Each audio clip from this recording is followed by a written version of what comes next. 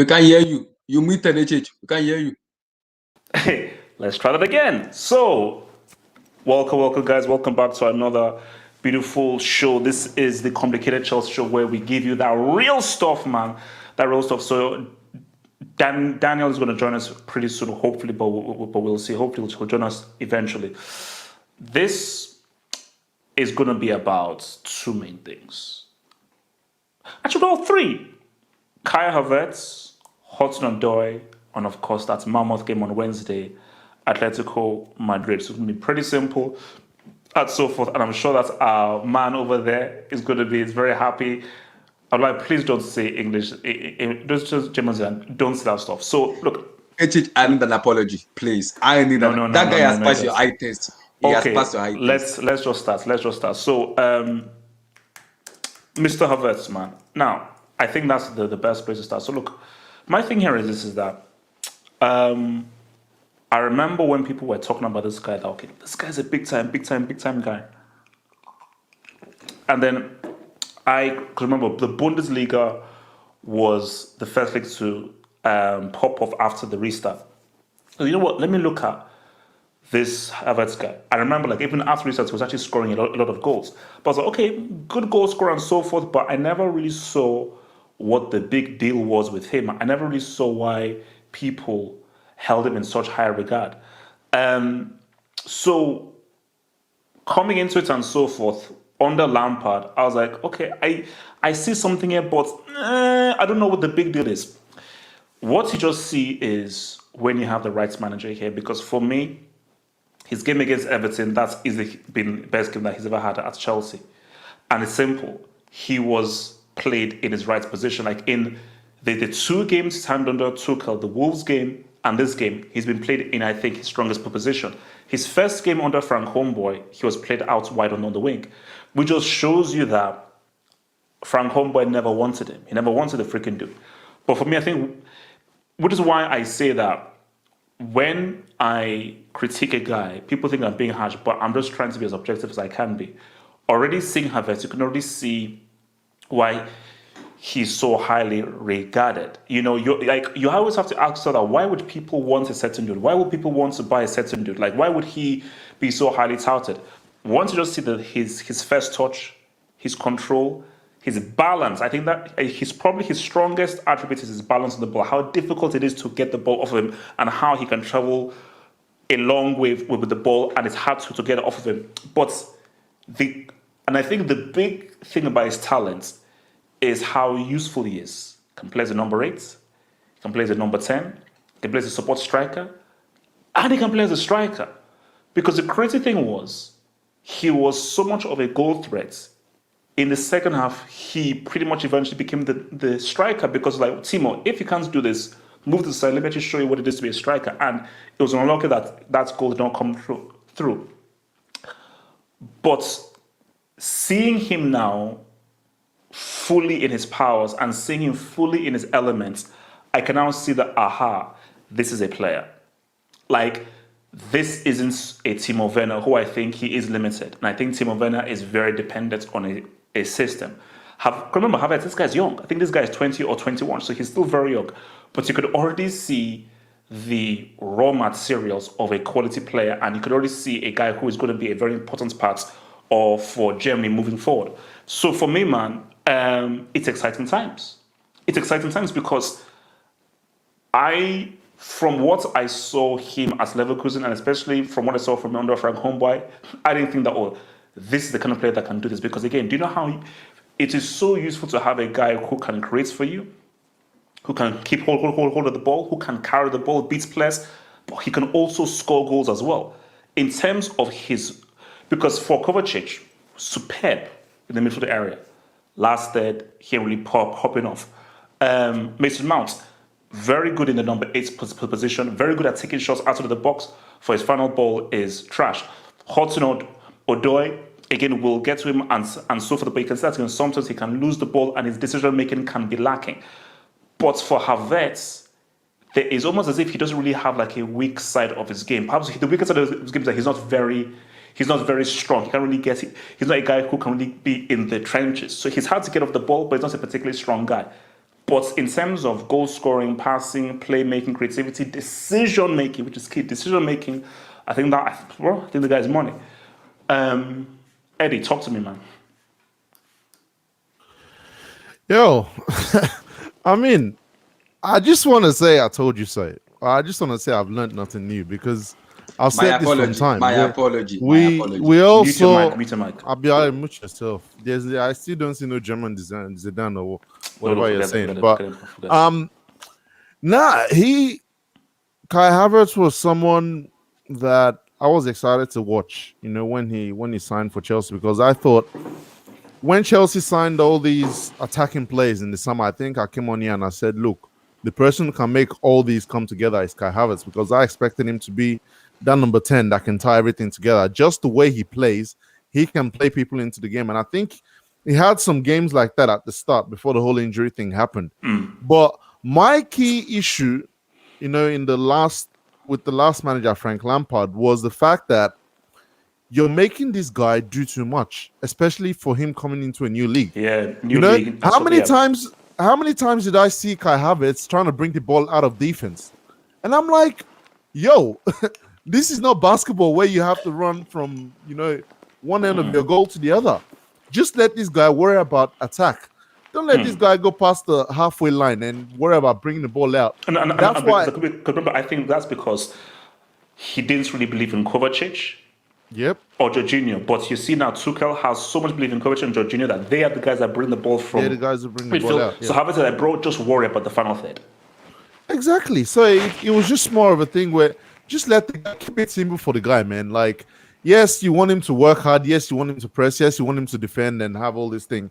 But at least capitalize on the strengths that he has. Capitalize on, you know, the tools he has, his touch, his passing, you know, the way he's able to pop things off here and there. And then he can also play the false nine as well. So it allows you to be versatile. You can play him, you know, on the same line as the striker or play him just behind the striker. There are different things you can do with the guy. But until this game, man, we didn't really see it. And I think the fact that he's been injured for a while, we were keen to see what improvements he'd made. And hey, look, this guy is money. I mean, if he can just keep improving till the end of this season, I think when you look back on that game as well, I think physically he's kind of beefed up a bit. I'm not gonna say obviously crazy much because you don't want to do that, but I think you could see that physically he was more prepared for that challenge. I don't know if it's maybe a thing where over this last couple of months he's, you know, working better with defenders on his physicality and stuff like that. But you could see he was ready for the challenge. He wasn't going down on every opportunity. So that's something I kind of enjoyed seeing from him. But other than that, man, look, we all know he had the touch. We all know he could score a goal.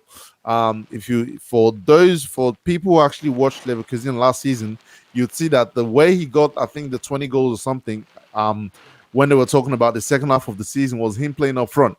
It wasn't him playing from the 8. I don't know what Chelsea fans were trying to talk about when they were like, oh, we can play him and Mason Mount double 8s and then he'll score 20 goals. No. That's not the position he played. He played as a false 9. He played, you know, further up the pitch for them to get those goals. But let me ask, so what do you think is his strongest position? Because my thing is, if you're not saying that Timo Werner is struggling there, do you think it could be an interesting ploy to employ him as a false 9 or as a striker? Or do you put Giroud there and make him play off of Giroud? Okay, so I mean, I think I will send you some formations for next season, and what I done was, well, that's the Premier League winning formula for next season. Don't put it up. Okay.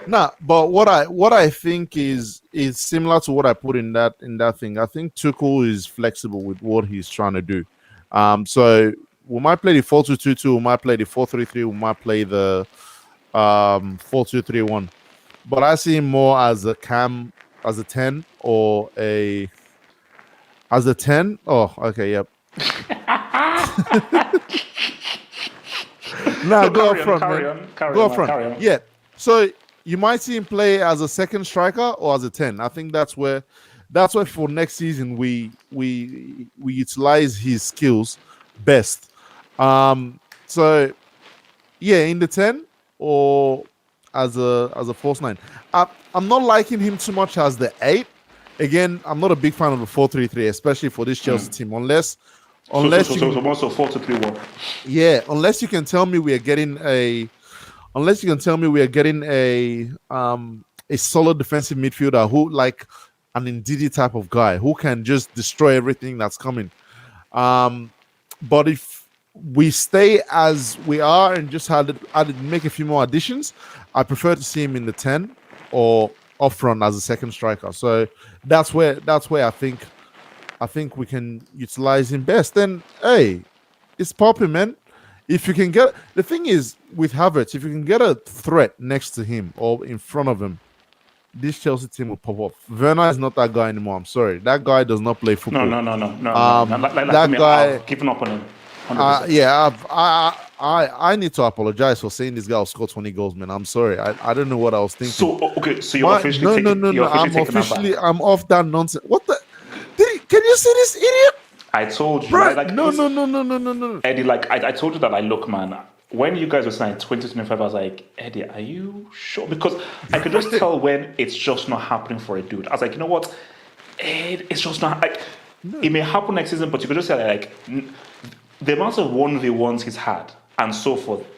Once you miss so many 1v1s consecutively, just know, you know what? Boom. And the season is almost over. So it's like, My thing at the time was, obviously it was coming up the Frank Lampard thing. And with new manager, yes, you'll take some time to get your confidence back. My thing was, once he had, I think there was a game he scored recently. I'm like, once he had that, okay, cool. Let's start going on a run. But this Everton game, after the second goal, Everton literally said, score as many as you want. Everton just opened up and let all the strikers run through. All the chances fell to Timo Werner, and I'm just there like, what the hell are you doing? You're 1-1 with the goalkeeper. You have all this real estate to put the ball in, and you kick it straight at the goal. I'm sorry. This guy is not a footballer. Chelsea can. Yeah, because my thing is that what does he contribute? Because if you're not getting goals, you can't control the ball. You can't link play because you're just not a good footballer and so forth. Like, what use are you? And I'm sorry, it's not me being harsh. I'm just trying to be real, because you just have to be real and honest. That of what use are you to win penalties with your speed? Look, I don't know how Chelsea can get their money back, man. Go get that receipt. I don't know if there's a return policy at Leipzig. Return that guy back to where he came from, man. Or add the guy in a swap deal for Haaland, and I'll take Sancho as well. I'm not gonna. I want Sancho. If I know I'm in trouble. You know what? If Chelsea want to be nice, you don't have to be. If they want to be nice, Dortmund, we're very happy to give you Werner. Take Haaland. They can take Pulisic as well. Yeah, bro. I'm coming for some. Hey, I beg. We'll give you. Dortmund. I'll be nice. I'll give you. I'll give you. Pulisic. I'll give you Timo Werner. He's a very fast guy. And then if you want, we can have a spice of Mason Mount as well. I think they said his price is 70 mil. All I just want is Haaland and Sancho. Simple. So you would put Mount in the deals with Dortmund? Yes. I mean, damn. I'm in trouble. Look, as I said again, if for me, I wouldn't, but if that can mean that Chelsea gets Haaland and Sancho, I will personally use a speed jet and give them Mount and thingy. If that means to get Sancho and Haaland, man. Obviously, you're not getting both of them with just Werner and Pulisic. Give them a nice number 10 as well. We'll give you a left winger. We'll give you a striker. We'll give you a number. Yeah. So you guys can recover and everything, because Mount is quality. He can give you goals and so forth. There's a nice number 8. We can give you a Werner who knows he can score goals for you. So Dortmund, it's a great deal. It's a great deal. I mean, if they can get me on that negotiating table. But overall, man, Kai Havertz, hey, his money, man. We just need to see him improve. Let's not gas this too much. It's a good first game. That's the thing. It's a really good first game, but let's see how this guy improves over time. And who knows, man? Who knows? Premier League next year? Hey, that's all I'm saying. Easy, man. All right. God. Ibikunle Aderemola Kai Havertz. I'm so happy. I am.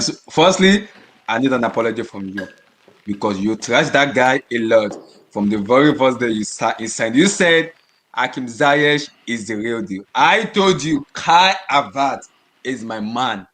I'm giving him 100% backing because it will come good. I know that for sure because I know Kai Havertz has that talent and the ability to showcase it in the APL. He's done that. So I So need an what was the apology reason why from he you. wasn't showcasing it all the time? Because it was Because of the 2 years apprenticeship. That man is playing Mason Mount and Kai Havertz in the number 8 position when it's not the number 8. So Lampard is literally telling everybody I have a philosophy. Philosophy of course and inshallah. We're not saying it. Yeah. A proper manager comes in and utilizes a talent. You play football. Talent is different than passion. There's a difference. If you have talent, you can showcase it anywhere you want to. You play football, Italy, Spain, England, anywhere, as long as your talent kind of show it to the world. What I see in Mason Mount is press. I keep measuring it. His decision making have not been improved to me. I've not been that okay. I'll give now everything at the moment. But when you see Kai Havertz play, you see the run, you see the movement, you see the intelligence, you see proper footballer. You see a football player. You fall in love with football, milder than ever. You see football, you say, "Wow, that guy is a baller." Oh, no, it's. So, I mean, it is because again, it's like because again, I told you, Mount is a good player. 100%, he's a good player. But when people were saying that, oh my gosh, this man's amazing, I was like, I've been watching football since 1994. I know what is a good player, and I know I know the varying degrees of a good player without having to look at stats. Don't show me stats. When I just see Mount, I say, yeah, he's decent. He's not amazing. When I see Havertz, there is just a different technical level he brings to it. Basically, this one game that Havertz has had, Mount has never had a game that's good. no. Based on just what you're just doing overall in a holistic footballing sense of decision making, ball control, composure, how you're being involved in the game, your understanding of things that are around with you, your dynamism. It's like, no, this is what it means to have a true talented player. You know the funny part? When Mason Mount came in, and people were like, "Want to see Kai Havertz and Mason Mount coexist?" I laugh. You know why I laugh? It's first Mason Mount first decision making. I off my TV. Because I was pissed off. Timo Werner was here, Kai Havertz was here, and Mason Mount showed the ball. And I was screaming, "Idiot! Pass that ball! Just pass! Simple! Pass me that ball! Game over!" Let the man live, man. Let the man live. No. He was shooting. I was angry because I was like, it's 3-on-1. It was only Goffrey as a central back, Kai Havertz on the left, Timo Werner on the right. Pass to someone. Somebody is free. Game over. This guy literally shoots. I was like, now somebody's telling me it's the best player in Chelsea Football Club, and he has a dumb decision. So I don't want to come and no. We have to analyze it very well. Yeah, it's been our best player. I did not disagree about that, but we have to have consistency when you call someone best player in the world. I take Bruno Fernandes as an example. People call him trash, but Bruno is Man United best player because he delivers week in and week out. That is consistency. That guy, people may hate him, but he delivers week in and week out. People hate him. Why? He can pass ball, he can score, he can shoot. That is a proper football player. Same thing with KDB. Same thing with Phil Foden. When they play, they showcase their talent. They show it. But when Mason Mount play, all people say is our best player like this. I understand. I'm not even arguing with that. But you cannot be our best player when your decision making is not that point. I want to see it. That point. So we have to analyze it. I'm happy because now Kai Havertz is playing and everybody can see his talent. You can see a proper manager comes in and show you that, yeah, this is my player. This is where we need to improve. This is where I want to improve that player. Yes, it showcases his talent. And the goal that was literally ruler, that's not an number for me. It's a shoulder. I don't know what is going with the EPL. Screw VAR, man. Screw all those refs, man. It's not even VAR. It's the EPL officiating. It's been you need to indulge the EPL officiating. You need to be in Siberia Break Academy. I don't know what. Oh no, no, it was messed up. That's VAR because come on. I mean, what are we doing here? What are we doing here? Come on, man. But And because see that the was a quality goal. That was a quality goal. You know what I love mostly about Kai Havertz is his positioning, his awareness, his decision making. He knows, oh, I need to move in this position. He move. I need to do this. He does it. So that is what Timo Werner is having that position. But the problem with Timo Werner is he doesn't have that luck. He can see so many chances, but in terms of a striker, when you look at Timo, when you look at Antonio Martial, you get pissed off. Why? Because they are seeing chances, but they are missing it. Why? It's not about not getting chances. It's about decision making and the kind of confidence they have in themselves that do I need to shoot or do I need to pass? That is my problem. And HH, we need to have a discussion. I think it is time. I've told you this from day one. Christian Pulisic is an endorsement to Chelsea Football Club. I've been saying this from day one. Every time I go to work, every time I go to bank, every time I go to work and bank, they keep asking me, "Do you support Chelsea Football Club?" I said, "Yes." What do you think about Christian Pulisic? And I said, "Give me the debit card, I'm going on." That's how pissed off I am.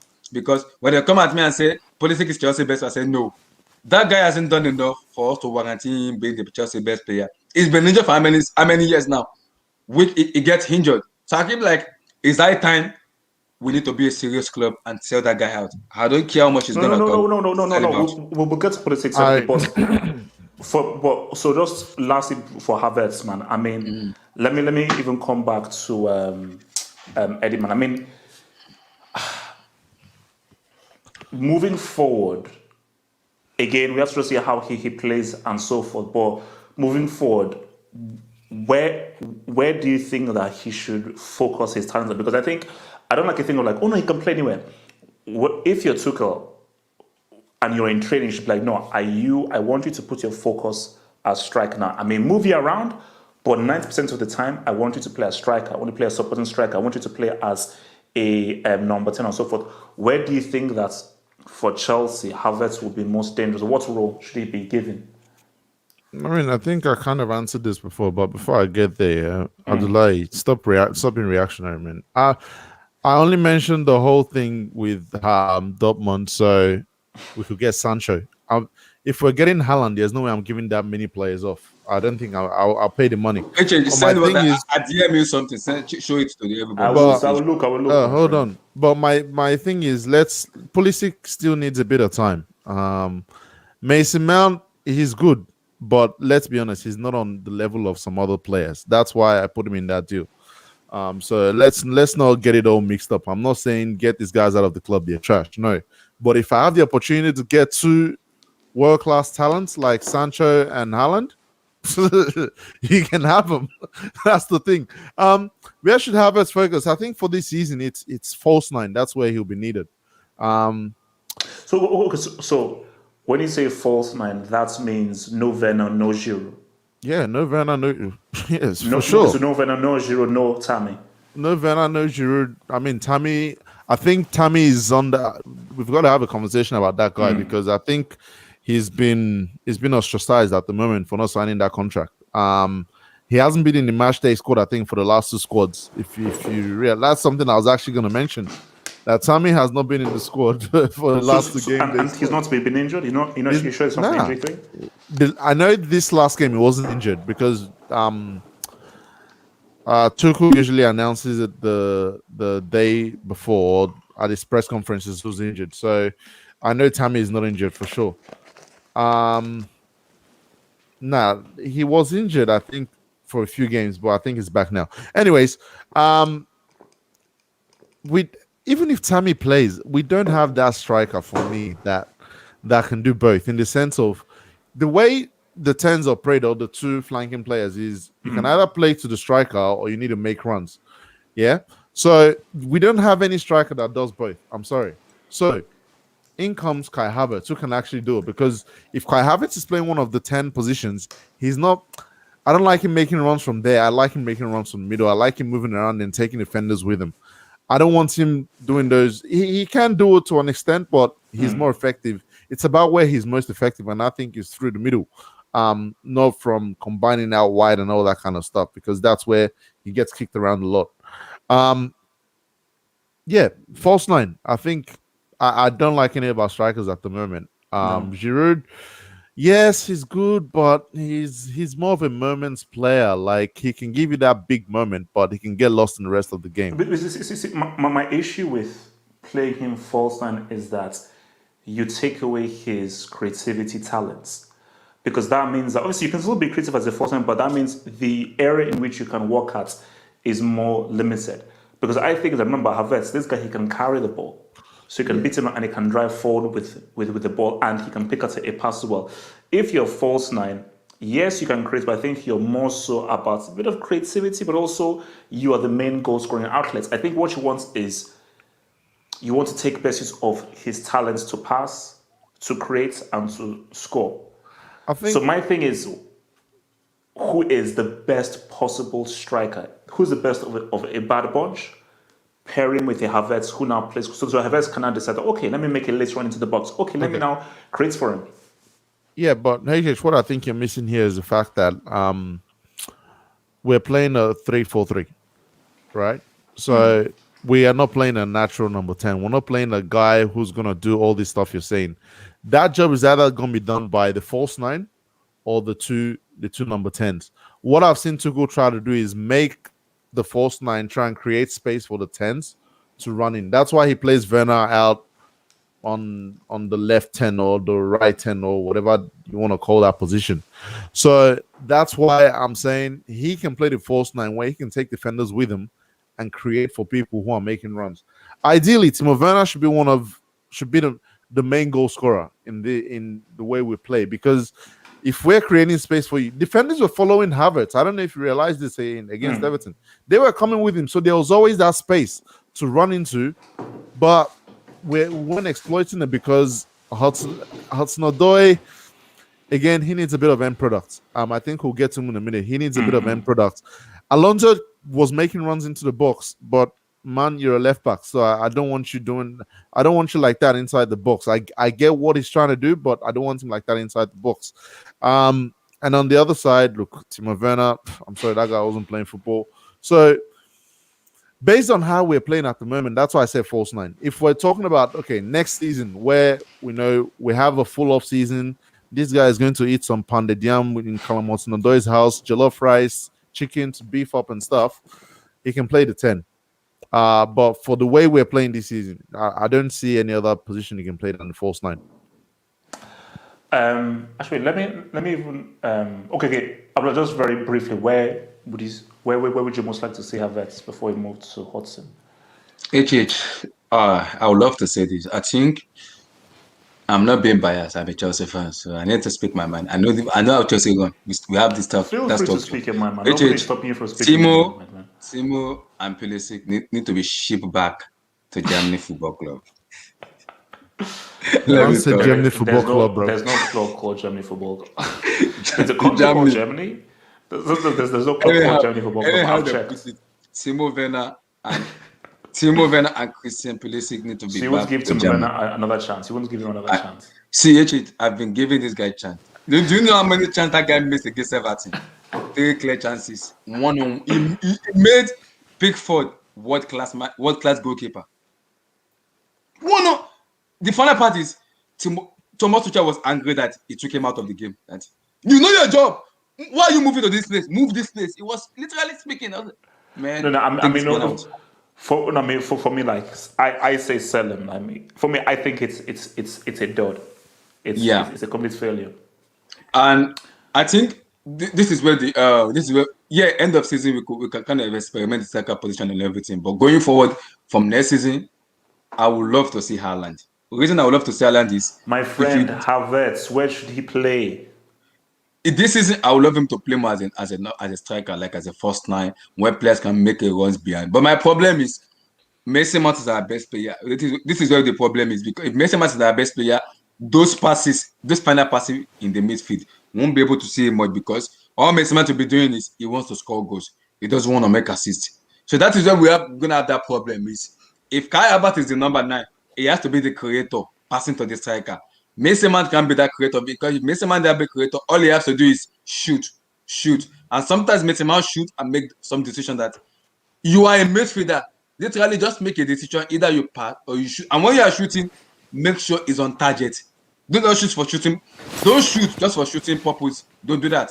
So that's what my problem is at the moment. I would love Karawa to be that orchestrator in that team that let him build that team. Let's build that team and let him be the passer, the goal scorer, and the one making those runs. But the problem is we have a certain player called Mason Mount who's not gonna do this kind of job we want him to do. So I understand. So at this moment, I would love him to play like maybe a 3-5-2 with Olivier Giroud together. But I don't think Tuchel will do it because I would love to see Giroud play together with Kai Havertz, because if Olivier Giroud can hold on to the ball, Kai Havertz could make that run and score those goals. But I don't know if Tuchel will do it. But I would love to see it. Why would you play Giroud with Kai Havertz? That makes I'll play sense. Giroud as a number 9, then I'll play Kai Havertz in between. Like Tuchel play like a 3-1-4-2. Yeah, or 3-4-1-2. if you look at the way they both built, they literally will do the same thing for your team.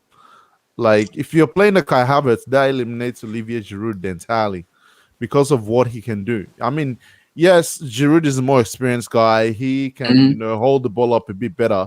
But if I look at the skill set Kai Havertz has in terms of playing other people into the game, that's what Olivier Giroud does as well. So why are you trying to duplicate the same thing on the field? It just makes no sense. Yeah, I got you, Eddie. But my issue is if you play Giroud as a number 9, you have as a striker, you have Kai Havertz who could make that one as a number 10. Yes, both of them are kind of bit in the same way, but I would love to see, because sometimes when Giroud kind of hold on to the ball, I see Timo Werner making that runs 1v1 with a goalkeeper and they missed it. Those chances, if Kai Havertz sees those chances, is scoring those goals. That is what I'm kind of saying. Is scoring those goals because he can be in that position and score. Those chances. This is what I was saying. This is why I was saying. Let's not write off some players. Yeah, a player like a Christian Pulisic, fair enough. He hasn't had a great season, but what if he comes back and like he did during the restart, he actually starts making those runs he was making. He actually starts finishing chances. But Eddie, the scary thing, and I think the scary thing that I'm beginning to think, and this is a scary realization. What if that form after restart was just a flash in the pan? Yeah, but my thing is, now we're not asking Pulisic to do too much. If his job is to come in, make runs, and score goals, I don't think it's asking, because last season we were asking this guy to carry the team. We were asking this guy to get the ball from left back, dribble past the whole team. That's what he was doing. Dribble past the whole team and then go score. All we're asking you to do now is just make runs. Go into the box, make runs. Havertz is going to find you, finish. That's something I want to see from Havertz and Hudson-Odoi as well. That's something Timo Werner should be doing. But this guy either kicks the ball away or he shoots for the sake of shooting. There are some players in this team who haven't still had the opportunity to show what they can do. Pulisic is still one of those guys. So I am still willing to give him that chance between now and the end of the season. Mason Mount as well can probably do that. What if he all of a sudden gets end product by the end of the season? Hey, we never know.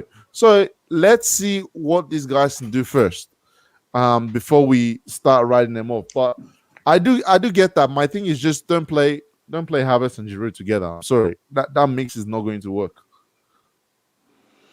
Okay. Look. Let's bring in I want to bring in Cho, man. So Where's Danny? I'm feeling like he may be busy, or maybe there's another power failure again in his place. But Hudson-Odoi. So let me just see what you guys think. I think that Hudson-Odoi, I think Tuchel may have stumbled upon the right position for him. I think as a winger, which is his natural position, my thing was it seemed as if he always wasn't able to get his cross off and wasn't always able to get in a good attacking position the way that Kingsley Coman is able to very well. Wing back, cool and so forth. His effect, he's functional there. Not effects, but he's functional there, but not really his strongest position. But then you now look at this position that they played him in, which is sort of like more central as like a number 10 next to Havertz. And the beauty about that is that you look at that first goal. That first goal came from Hudson-Odoi. Because I just think that because he now has more space to maneuver as opposed to a restricted space as a winger, I think he can now be able to now get in much more attacking positions, because it took like about 10, 11 minutes for him to just to get acclimatized to, oh, I will now play more centrally. Because most of the time he's played out on the wing where there is less space. So now he's not playing in a place where there's a lot more space. And we know that he is skillful. He's a dribbler. He can beat a man.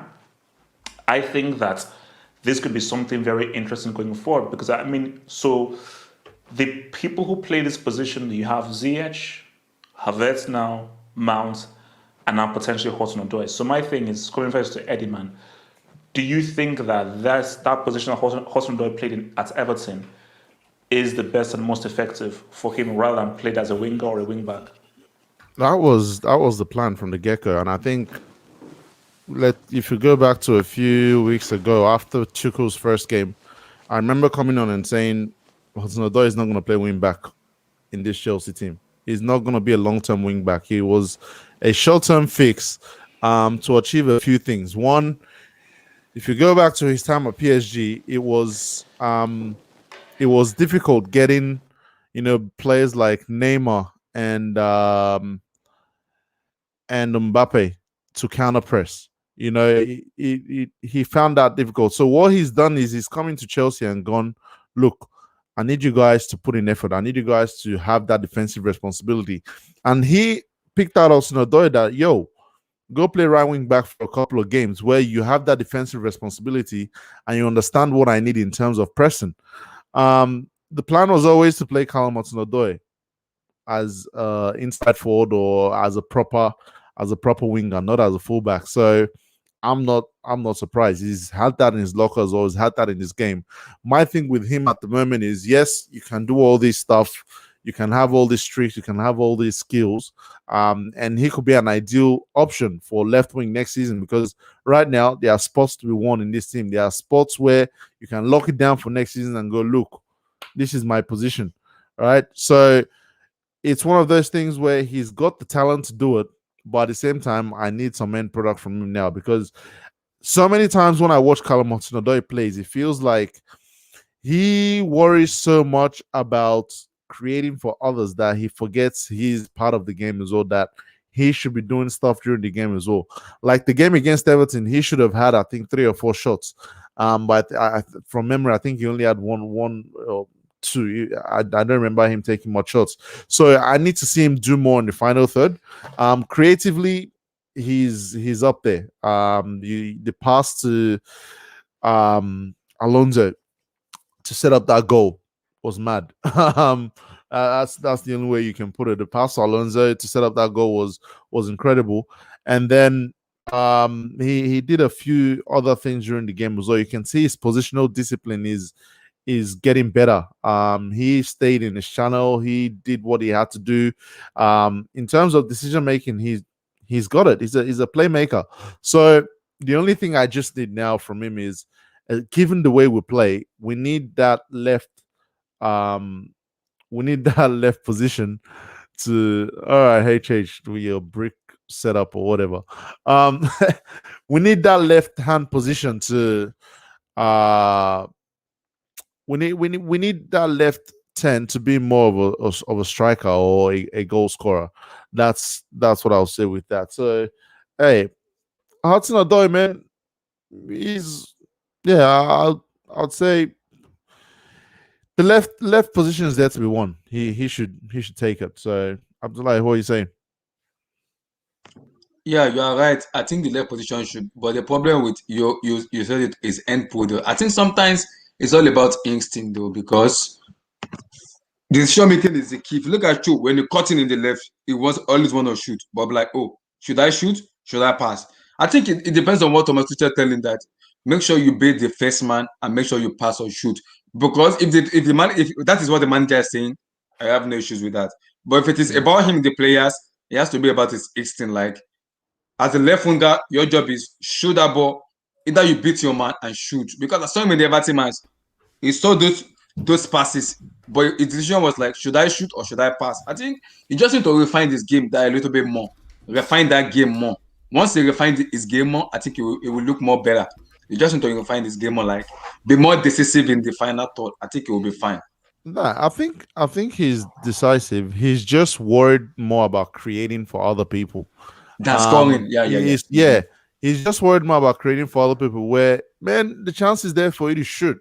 You shoot it. Yeah, it's not like he's got the problem. Like, okay, again, I'm not trying to bring this guy down or whatever. Let me compare him with Mason Mount at the moment. Yeah, Mason Mount's problem is he doesn't know when he should be passing. He doesn't know when he should be shooting. Sometimes he shoots when he's supposed to pass. Sometimes he passes when he's supposed to shoot. And he may get better at that. He will get better at that for sure. He's got to work with Tuchel. But you bring it to Callum Hudson-Odoi, he's just worried more about let me find other people. Until he has all this real estate of space, he's not worried about shooting. He doesn't want to. Until there's no passing option, he doesn't want to shoot. Whereas you need a mix of both, where it's like, okay, when it's time to pass, I know, boom. Once I beat the first man, I've got a bit of space. Okay, cool. Let me shoot. So that's what I think he just needs to work on. But other than that, man, look, Chelsea have. I think I put this in the group chat during the game. Chelsea have a seriously talented squad that even if we don't add players, I said we again. Even if they don't add players this season, they can say what's up. Because if you ask me right now, Chelsea have the second best squad in the league, if not the best. And I'm talking of squad because you look at players. Players that you can bring off the bench. Players you can bring off the bench. Players you can take out. You know, Tuchel made about 5 changes for this game, and Chelsea look more better. Like, again, we didn't have our best player from this season playing. So that tells you a lot about what this team can do. So, hey, Chelsea have serious talent. But, I mean, let me ask you guys this. We've had quite a few games under Tuchel and everything. People may be coming crazy for saying this, but I feel that of all the Tuchel games, that's been the best performance overall. Am I crazy in saying that, or you think that there's been another game that's been a better team? But I think that's been the best team performance. And also keeping in mind the opponents that you're playing as well. In terms of dominating the game, that should probably be the best in terms of start to finish. Yeah, that's probably the best. And also creation of chances and creation of attacking exactly.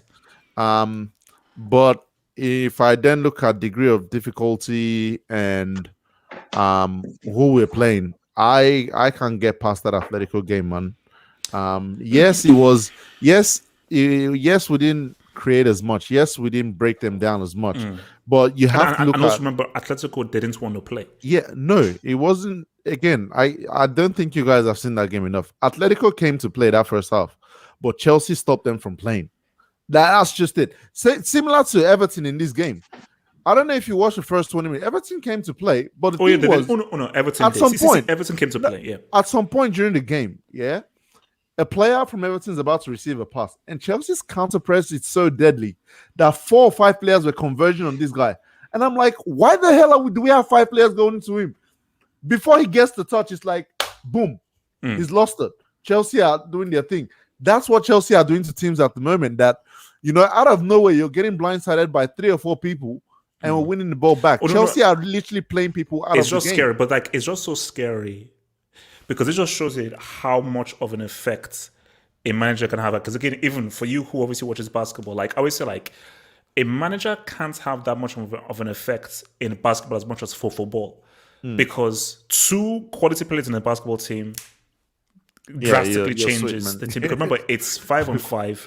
It's a smaller playing area that you're in. So 2 quality players drastically change your thing. But for a manager all Tuchel has come in and said, okay, let me Jorginho come, Kovacic come. You guys are very good passers of the ball. Yeah. Okay, let's play this formation. Okay, keep hold of the ball right now. So from a team who couldn't keep the ball for 5 seconds and were playing return Brexit to now a team who have literally, you can maybe count the shots on target the opponent has had and it will come up to 8. Seriously. If you just count up all the shots on target that Chelsea of the opposing teams that Chelsea have played under Tuchel, and it may come up to maybe 8 or 9 if you include all of them together as one. So it's which is why obviously we'll get to the Leeds game afterwards. That Leeds game will now be very interesting because Leeds only play one way. So that will be very interesting to see how Chelsea now play against a Leeds side who will not sit back and who will actually come out and attack them. But it is just because management is still simple, but it's just so crazy how if you look at your squad and you look at the characteristics of players and you study them and you really combine them well, how different it can look if you just make a few changes. Because it's night and day. It's like this isn't the same team but the players are the same. But it's like it's a totally different team. When you look at the way Chelsea play at the moment and the kind of stats we're putting up, you see that, I mean, is it 9 clean sheets now out of 11 games? If you present those stats to someone who doesn't watch football or who doesn't watch football as much, they'll probably tell you Chelsea are parking the bus. If you look at some of the results, they'll probably tell you, oh yeah, it's probably a heavy defensive formation and stuff. But no, Chelsea are actually holding the ball, playing attacking football at the same time. So it just tells you that there is more to management than just being a great player. That's something I think we need to start hammering upon. Because like a great player can have great insight and he can be a very good coach.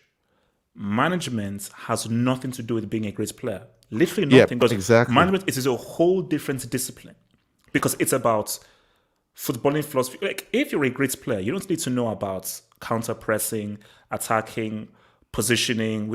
You're just a talented player, and all you need to know is your position and your role. But the manager, you need to know the attack, the midfield, the defense, with the ball, without the ball. This is for formation, man management, motivation. That has nothing to do with you're just one thing. The manager has to look at the entire thing. A player, you just worry about your position, and that's it. That's the key thing. Because one thing I see with some of these great players who end up being managers, I mean, Chelsea just had Frank Lampard. Juventus currently have Pirlo. There's the guy who went to Valencia. What's his name? Gary Neville. Yeah. Who else? Wayne Rooney at the moment at Derby. Yeah. You saw Van Basten in Holland. Yes, you can probably know how to give instructions to individual players. That's if you choose to do so. But there's something about the organization of a team. There's something about watching the whole team performance and understanding the fact that it's not just about the midfield. It's not just about the attack. It's about how does the whole thing work together. Like I said, at the moment, yes, I don't want to see him too much in the box. You're Marcos Alonso. But that's something Tuchel seen that, okay, cool, we don't have many goal scorers. Alonso can make up numbers in the box. With the way Tuchel picks his lineup, Kurt Zouma came back from the wilderness last game. This guy hadn't played much, and I think I told you, I said Zouma and Alonso on the same side worries me. But there was a plan to it. He was to dominate Calvert-Lewin in the air. So there is so much to management than just being a great player. And I think that's something a lot of top clubs need to start learning. Instead of being this, get the next best thing that's going around for no reason. No, because it doesn't make any logical sense. Because, see, the idea is, okay, we take Pirlo, for instance. Pirlo, superb player, played for Juventus for a long time, won numerous trophies. In my opinion, one of the best midfielders of all time. So people say, because he knows the club and knows Juve's values and philosophy, he will be able to. It's like, no. Pep Guardiola wasn't successful because he played for Barcelona and he knew Barcelona. He was successful because he was a student of Johan Cruyff. And he learned a lot from Cruyff, which was a very dynamic system that was on the brink of being successful, just that they just introduced it a bit too early in the 70s. But his success was like, no, this guy who I learned under, forget about me and my proximity to Barcelona. I learned under because Pep Guardiola was like the right-hand man of Rinus Michels, who he learned under, and then boom, Pep was his right-hand man. So it was a tactical philosophy that he brought through. Pirlo did have that. He's just bringing that, hey, I'm Pirlo, and that's it. Didn't Pep also coach in the Barca? Exactly. This is where they've gone to actually experiment. Yeah, this is the problem with managers today. They want to come to top clubs and start experimenting. Oh, let me try this. You're trying this with players who are worth millions and millions of dollars. Go try them with youth players. Go try them with test tube babies. You're a test tube baby. Y'all do the experiments there yourself. By the time you come to big leagues, it's about, You better have something that works. You better have something that's tested. Now you have to perform. That's something Pep has done. But you don't see Pep going to clubs where they're gonna give him just 2 million to work with. No, it's like I need specific type of players. These players have to fulfill certain things, and then boom, we ride. That's what managers need to learn today. That's what clubs need to learn today. That we need to have a plan for where we're going, and we need to get managers who have tested their product before bringing it to our club. But hey, other than that, man, look, the Tuchel effect is on. I told you, jump on. So for people who are not on Tuchel train yet, the last wave's about to go. So bro, jump on. Keep them on the Frank Homeboy trade, man. Okay, so guys, before we move on to next, remember, guys, in the link below, man. I want to say something. Okay. We need to do something. I don't know if you remember, but we've forgotten. I need to give a shout out to Didi Drogba. Today is his birthday. Oh, okay. The man who made me fall in love with Chelsea Football Club. It's not Frank Humber, it's not John Terry, it's Double D. Happy birthday to you, bro. The greatest ever man in Chelsea Football Club. Man, it's tremendous success over and over again. Happy birthday, man. Didi Drogba, happy birthday to you wherever you be. Man of success, man of honor, man of everything for me. Happy birthday to you, Double D. One love, bro. Okay. Drogba, man. Happy. No, look, Drogba. I don't, because I follow him on Instagram. So, no, that guy is a legend, man. That guy is a legend, one of my favorite players. So, guys, before we move on to our next thing, because remember, man, we have a Patreon, man. Click the link below in the description box. Please support us, man. And we have some nice, good content for you guys to support us there. So, become a patron, support the real Chelsea guy, giving you that real quality Chelsea content, man. So, and remember, guys, if there's anything desperately you want to ask us, any comments or so forth, I will not miss any super chats. So anything that you want to desperately see to us that I may miss, and you definitely don't want me to miss it, send the super chat and I will look back and I will bring up that comments, man. So let's discuss this, guys. Pulisic.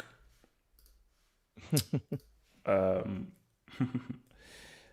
right, here's the thing, man. So let's get real, guys. Pulisic was a marketing thing. Yeah. We cannot ignore that. Abdullahi, remove that thing from your face right now. I told you from day one. Abdullahi, mute your mic. I don't have a peace of mind in America just because of Pulisic in Chelsea. Endorsement FC. That's what I get. So basically, my thing that this, like, now, this is not to say that he's not a quality player, because I will not deny what he did after the restart. But let's just be transparent here.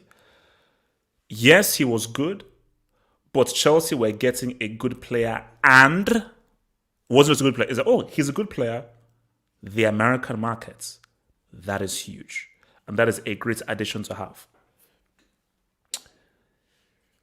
Pulisic was amazing after the restart. Before the restart, I was like, oh, I'm not too sure about this guy. After the restart, amazing. I thought he was one of the most informed players in Europe. Like, he almost single-handedly carried Chelsea to that top four. Injury and so forth. So it's always difficult whenever you're coming from an injury. It's always very difficult. But my thing here is this, is that Pulisic has to realize the reality of the situation. There are new players coming through. Because anytime a new season comes through, specifically for a Chelsea, specifically for a top-tier team, there will always be new players coming through to try and challenge your position. So you always have to try and earn your place in the team. But Pulisic, there are times when you've had opportunities and so forth, and it's almost as if it is so much of an over desperation, because I know what it is. I can just tell. He is frustrated he's not getting game time. So once he now comes on, he's like, I have to show why I'm needed in this team.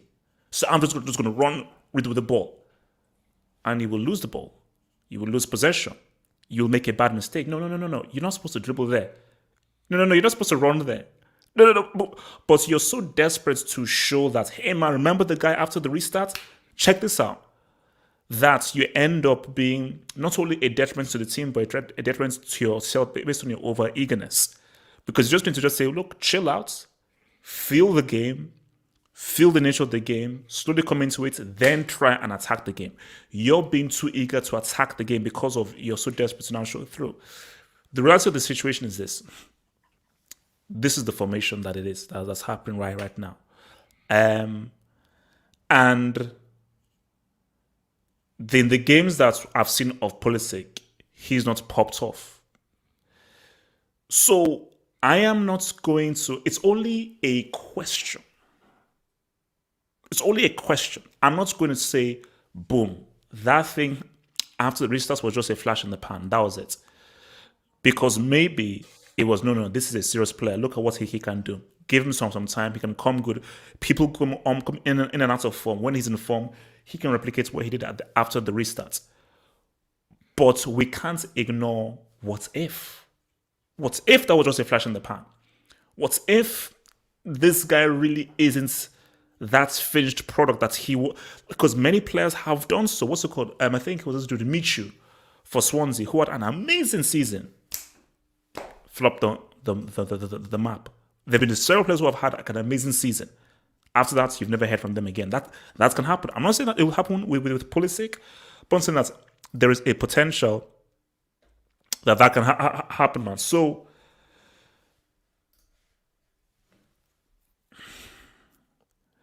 I am more willing to cut ties with Timo Werner, 1,000% more so than Pulisic, because Timo Werner has not done anything for me to say don't cut. So I will most likely greenlight Timo Werner being sold.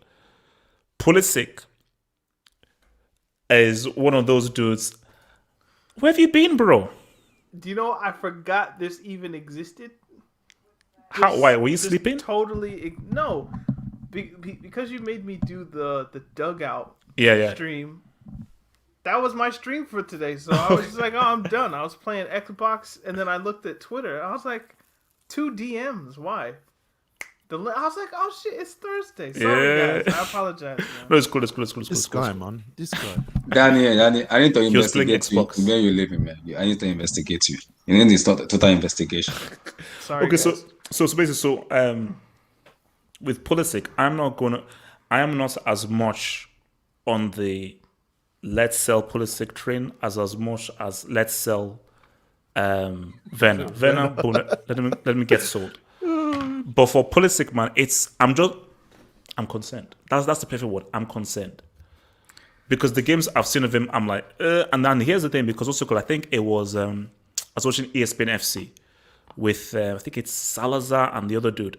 And they're just sort of discussing the whole thing of, man, Pulisic, he's this great American star and so forth. But let's keep it real. If you want to now talk the whole America thing, right now, the best American right now is probably Dest. And then make McKennie, because Dest is actually like pretty impressive. Like, if you say who's the best American player right now? Pulisic. I disagree. It's Christian Pulisic. Based on form, Right. not talent. On form. Right now, based on it's still Pulisic. It's still Pulisic. Guys, it's still Pulisic. guys, what are you saying? It's still Christian Pulisic. Have you watched the Dest Name performances 5 on- American footballers right now. McKennie, Dest, Pulisic. Does Tim Howard still play for dudes? What's the name of that Jones dude? Trump. Is Tyler Clinton? Adams not Trump. from US? Is Tyler Adams okay, not so no. from the United States? Say again. Renia as well. Renia. You've got Renia. as well, man. Giorena. Jorena, yeah. Giorena. There was a guy at Leipzig. I can't remember. Is it Tyler Adams? I don't know. Listen, Yeah, Tyler Adams. Tyler Adams, yeah, Listen so- to these brick names that people are saying. Maybe Gio Reyna. Okay. Yeah. No, Giorena is But good. He's good. But it's still Pulisic. No. But I said based on form, It not doesn't talent. Matter. It doesn't matter. Have Based on form on based on Pulisic form on has no no form. based on Christian form or Pulisic, not, he's still the best. It's that American bad. best player. No. He's that bad. Let me ask: have you seen Dest performances for Barcelona? He was trash. Dest is not better than Christian Pulisic. Pulisic is American best player. I live in But the America. thing is, I know what I'm hold telling you. Hey guys, No, I'm no, not no, no, there's hold a difference on. between form To and how could HH's you. point, yeah. Pulisic's not playing, so he can't have any form. It doesn't matter if these other guys have bad form. They're still better based on form. Yeah. Because they're actually playing football. Wait a minute. If you're not playing, and that means you're not in, that means you're not on a scale. Isn't that better than being bad? But so is your point that Dest is bad? And my point is, when I've seen him play, I've not been impressed. Now, maybe you've watched it and you've said this is impressive. When I've watched it, hasn't been impressive. No. I'm not saying that Dest is the best. To me, a player that's not playing is almost better than a player that's playing but playing badly. But my point is that Pulisic has had game time and he's been trash. But now you and Eddie are conflicting because Eddie's saying Pulisic isn't playing. You're saying he is playing, but he's been trash. He's not had many minutes. Yeah, he's not played as much. Minutes. But when he's played, he's been trash. Hence why, bro, why isn't Pulisic playing? Well, you're not playing because when you've come on, you've not played well. Can we just pause for the irony that the two people who aren't in America are saying Pulisic is not the best? The two people who are in America are saying that Pulisic is the best, and it's not. Bias. It's not even about bias. It's purely okay. Look, let's talk, man. Pulisic should he be sold? Should he be sold? This is the most annoying part. Should he be sold? I think with the way Chelsea Football Club is going now, and I know it's like when you buy Pulisic, there's gonna be like the same thing on Mason Mount because of his English. So why is Mason Mount not playing? It's English best player. The same thing goes to Pulisic. Why is he not playing? Because it's American best player. Every day, I go to work, I go to either the bank. The first question they ask me is, "Hey, Pulisic is playing with Chelsea. Oh, how is he doing? Is he doing?" I'm like, get the hell out of here. Just give me my debit card. I want to go. I'm done. That is how hungry I am because they literally told us Pulisic is the best player in Chelsea Football Club, and he's not showing it. I understand people want him to. People literally watch EPL because of Christian Pulisic, not even anything. I'm telling you that now. Because of him, they watch EPL football. People don't have time for EPL, but because of him, they wake up 6 o'clock, 7:30, or sometimes 9 o'clock to watch Chelsea Football Club play. Why? Christian Pulisic. So I can understand as an American watching 7 p.m. Yeah. 7 a.m. Because for the early kickoff. Yeah, damn, that's on East Coast. On West Coast, people are staying up or waking up at 4:30. If it's a noon game for you, HH. So that I understand why. And they be pissed when he doesn't play. They be mad when he doesn't play. Exactly. So I can understand people may say, give him one season. I get that. I will literally give him one season. My problem is, if this form continue now, then there have to be a turnaround in the border. We've given this guy this kind of season. Why is he not performing? Because people will tell you, what you're seeing at the moment is a striker, but literally on the low key, within the winger. They can contribute, they can score goals, they can also make assists. So people telling me this and this, I can understand that, but I think Pulisic needs to be given like one more season again. Let's see what he can do. With just one more season. Let's see if this form can still continue. If this form continue in the middle of next season, man, we need to have a conversation about Christian Pulisic getting sold. What did I miss, guys? What are the topics I missed? I mean, like we talked Kai Havertz. We talked Hudson-Odoi. So basically, you missed Kai Havertz, Hudson-Odoi, and just about the whole how much the team has sort of changed. I want to get a tea. I'm coming upstairs. Oh, tea. Okay. Oh, how nice. Okay. Wait. So before I come down, let me just hit these jobs. Are you a tea drinker, Hefo? Coffee. Which is crazy because I'm from a tea obsessed country. So whenever I'm in the office, everyone else has tea. We do have a coffee maker, but we have a lot of Europeans in the office. That's coffee. So they tend to take coffee, but the English guys are all obsessed with tea. So, Earl Grey, man. Nah. So, thank you for the dub, Dungu Kamal, man. He says, this manager situation with Lampard versus Tuchel shows that there is a problem in England with the development of coaches. Living in England and playing football in school in England, knowing people who played for like youth teams and everything, England just don't have very good coaches because England's philosophy of the game is warped and it's crap.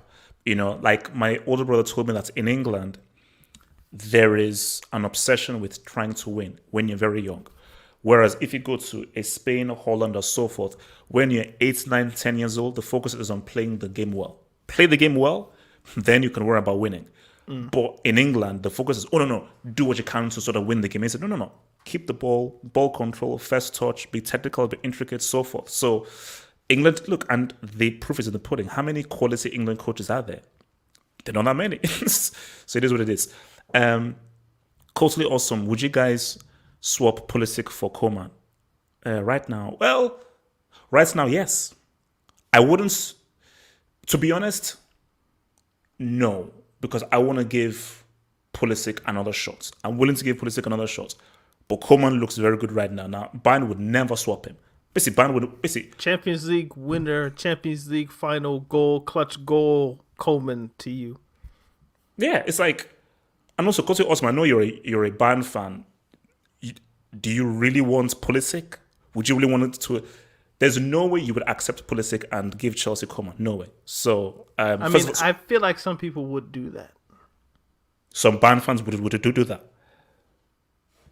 Just maybe, yes. And finally, from Sam Joviman, thank you for the drop. I've said this before. They were trying to download Drogba, and the internet went out as 20%. So they saved it as Tammy Abraham. That's why he glitches. Look, I remember saying that Tammy would be the next Drogba because I was a bit mad. And stuff, and I just tend to say things. He hadn't slept, guys. He hadn't slept. I didn't slept. Look, man, my podcast amigo will say that that I do get overexcited with stuff. So, yes. It is what it is. But Tammy ain't gonna come close to Drogba. Tammy is a good player. I just think he's in a very difficult situation right now where I don't think he's that 25 goal and up striker, and because he's not that 25 goal up and up striker, it's going to be very difficult for him to hold down a place. And Chelsea just do not have a striker. Have we talked about it's Drogba's birthday today? Abdullahi brought it up. Okay. So maybe we can do something towards the end. Pulisic, man, I mean, what do you make of it?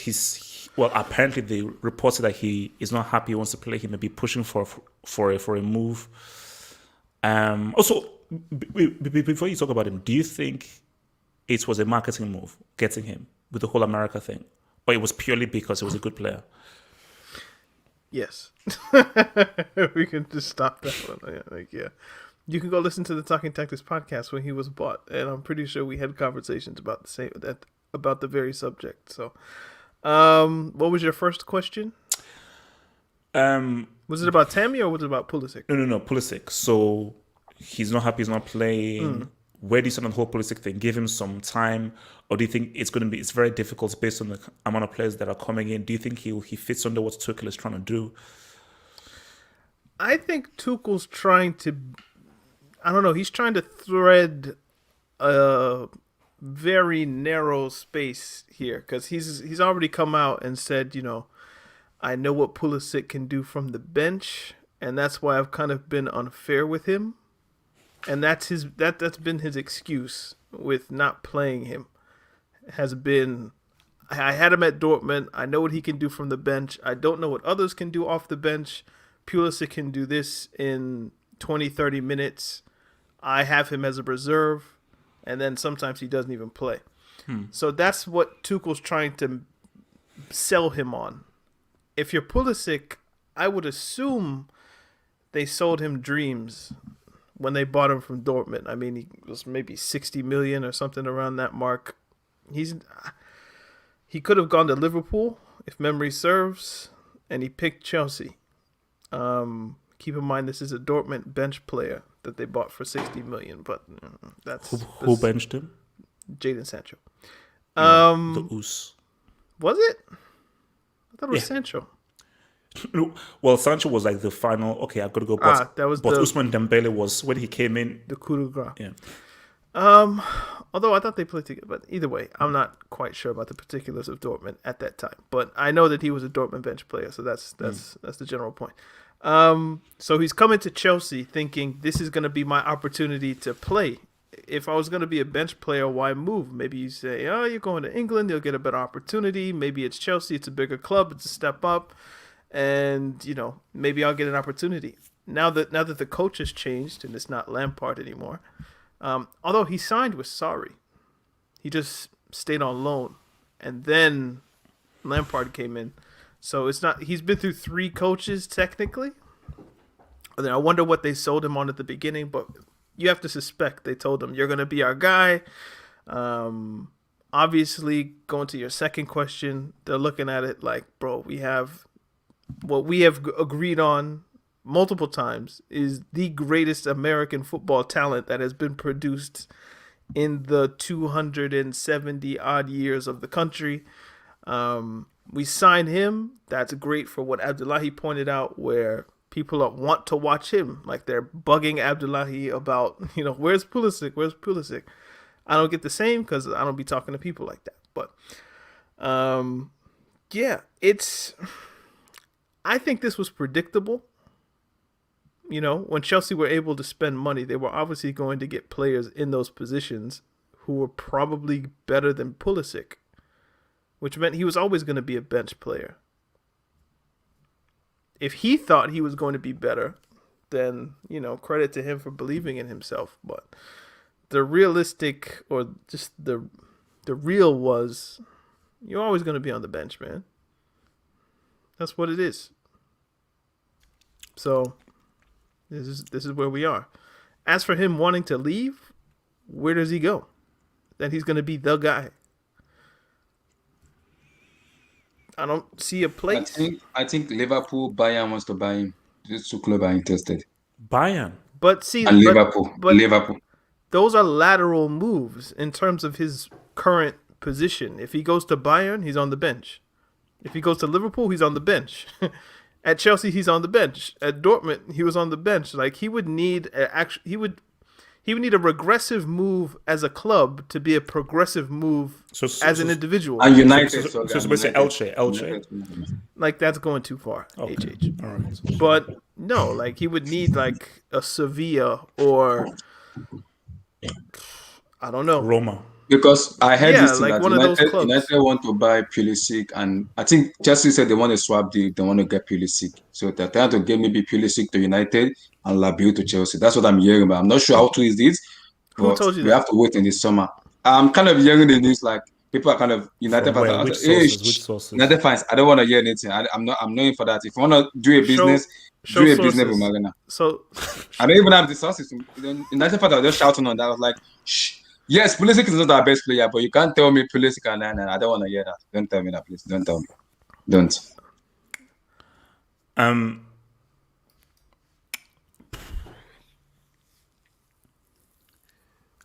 Southampton is his destiny. Chill comments. The comments are saying Southampton. I'm seeing West Ham, Arsenal. Arsenal wouldn't be a bad move, Where does he play? Saka is balling. Odegaard is balling. True. Pep is balling. Like, basically, the issue for Pulisic right now is you are in a very tough position because Houston Dynamo were looking for a number 10. Easy, relax, chill. Maybe it could go back to that one and do a swap this Sancho Pulisic. That could work. Do you know what? If Sancho goes to Madrid, Barca, City, the wing's back open, isn't it? So, but then they have the Hazards, Julian Brandts, and all those guys. Like, there's no opening. That, like, where is the clear place in the top club? Dortmund. I think that if Sancho and Haaland leave, I think he starts ahead of, because Brandt plays sort of in the middle, sort of. So I think should have never plays left. ahead of Togan. So he should have never left. Is why we're here. No. He should have left. Because if he had stayed, Sancho, Ousmane Dembele bench him. Ousmane Dembele left. Sancho left. So now when he now goes back, there's now a space for him. But as long as Sancho is there, he doesn't have a space. If it were me, I'm like, go Marseille, go to, I think somebody mentioned Lyon. That wouldn't be a bad move. If Milan want him for once they get into the Champions League, I think he could do very well for AC Milan. If Napoli were in for a winger, go there. Maybe they have a place for him, but there's no clear place. I think Ajax is a bit too hipsterish. So actually, before we move to Leeds and then Atletico, because I just want to just get your thoughts on this. Havertz. Oh. Just thoughts. So actually, to keep it like nice and concise, basically, I'll give you from what you've seen, what you've seen in the Everton game, his best position, both Abdullahi and Eddie said false nine.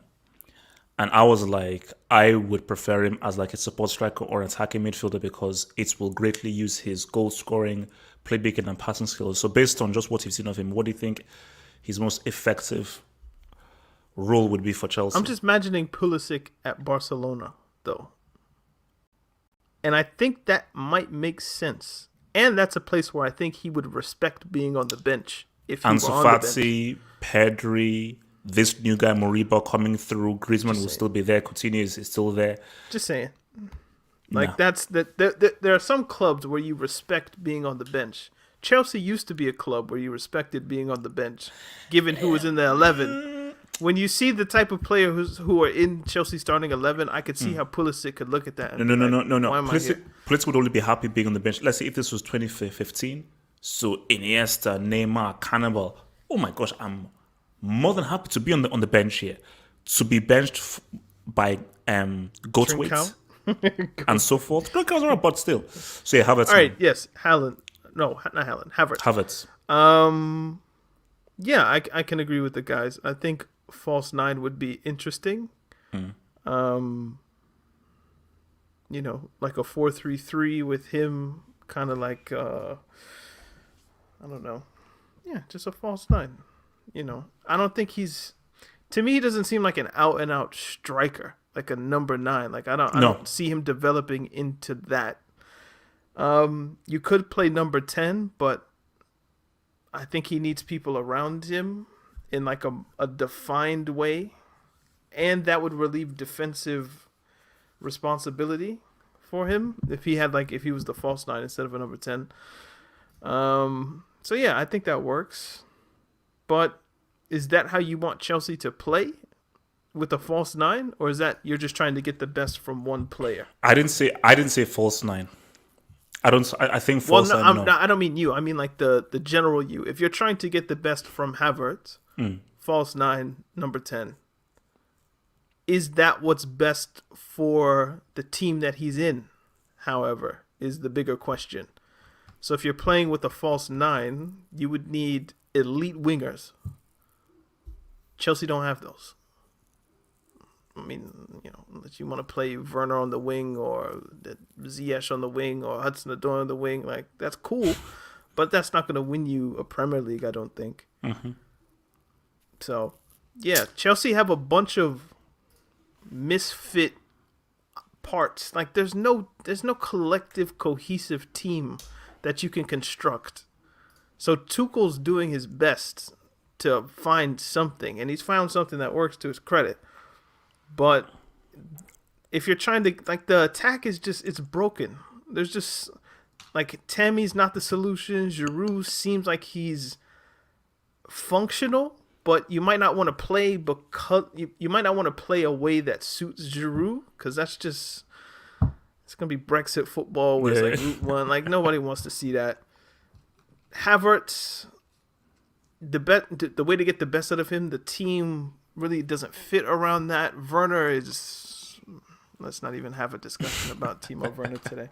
So there's no clear guy. It's why probably the Haaland rumors are circulating quite fervently, because that makes sense. You need like an actual number 9 to make all the pieces fit together.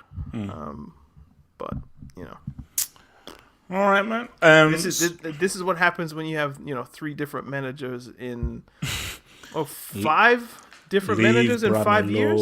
Make una leave him alone. Make it rest, man. All right, let's Bram live. Let Bram live. He's my guy. So very briefly, man. So Leeds. Saturday, early kickoff. This is gonna. Oh yeah, so it's gonna be what? So it'll be 7 a.m. for you guys. If I feel like 8, 9, 10, 11, 12. Yeah. I still count with my fingers, man. It is what it is. Do you go index finger first or thumb first? Yeah, thumb. So yeah, 1, 2, 3, 4, 5. So I think it's an American thing to go index this and then end with the thumb. It's more comfortable to go with the thumb because 3 hurts if you go like this. Actually, you know what? I think most of the time, because whenever people say, "Oh, give me your top 5," I always go, "Okay, yeah."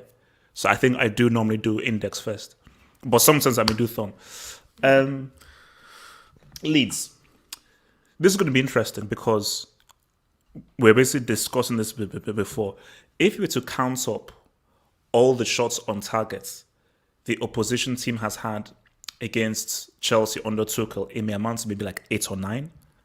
If you just count up everybody's shots on target. Because Chelsea have been so dominant in possession. And most of the teams have sort of sat back. Under Bielsa, Leeds only play 1-1 away. So it's going to be interesting to see, first of all, who he chooses and how Chelsea counteracts that, or how Bielsa counteracts that. Is Bielsa going to be like, no, we're going to keep stepping up. And for Chelsea, okay, we may actually have an opportunity to really move the ball around a lot more because these teams are going to come out to press us a lot more. So again, because I've given up on Werner now, so is this the kind of game where you employ Werner because of his speed? Do you roll with Itami, who may be better on the counter and in the transition? So again, because what I want to see is the defense gets tested.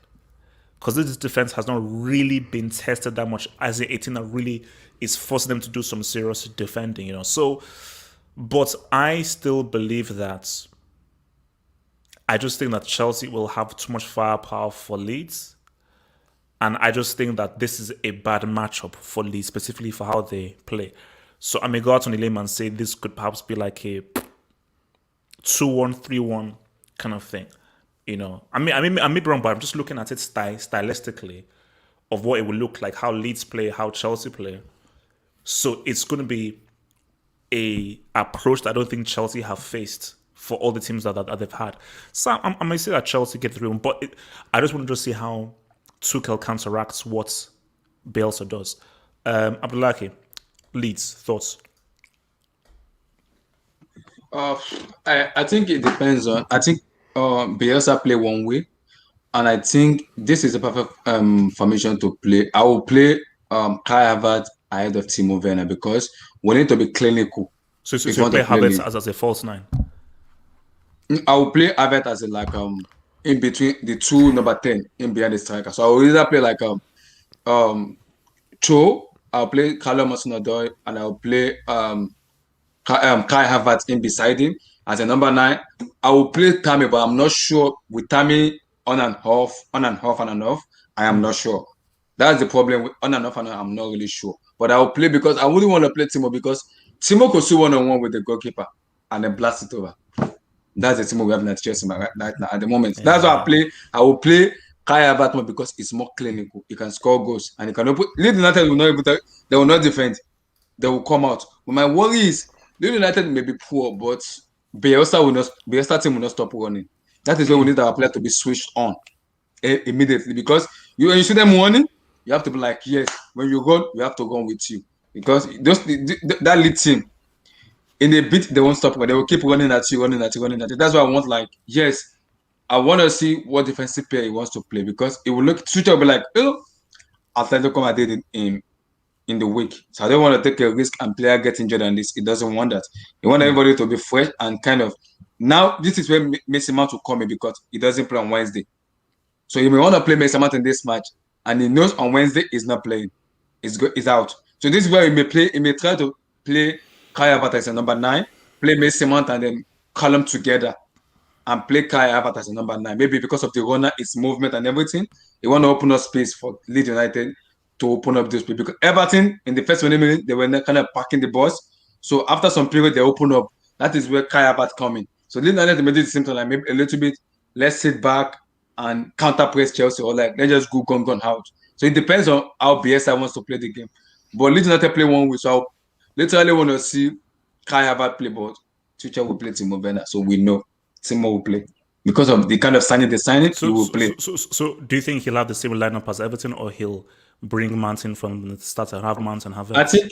I think we took it a little bit. He will either play because of the experience of Thiago Silva, he want to play Thiago Silva ahead of maybe Zuma, or he will probably want to swing because he will need experience in that place. Against Everton, yes, those defenders were playing very well. But I could look at the defense, there is no cohesiveness in that defense if you look at them very well. Apart from Christensen, Zuma and Aspilicueta, the captain, doesn't have this communication in which when you see Thiago Silva play. There was a chance I was seeing Richarlison going at him. Zuma was like, if Thiago Silva was there, Richarlison is not going anywhere. He ain't going anywhere. So that's that kind of communication is missing. That is what Tuchel has to balance. That's why I said I would love Thiago Silva to play because now his experience is there, and we miss something about Thiago Silva. His passing range is man. When they pass from the back, also from David Luiz as well, man. Yes, those pass we miss those passing because sometimes we blame Timo, but sometimes Timo when I make it runs, player doesn't pick him up. That was why I was angry with Mason Mount when it comes to against Everton because they were literally it was 3-on-1. Mason Mount into the middle with the ball. There's Timo Werner on the left hand side. There's Kai Havertz on the right hand side. Just pass.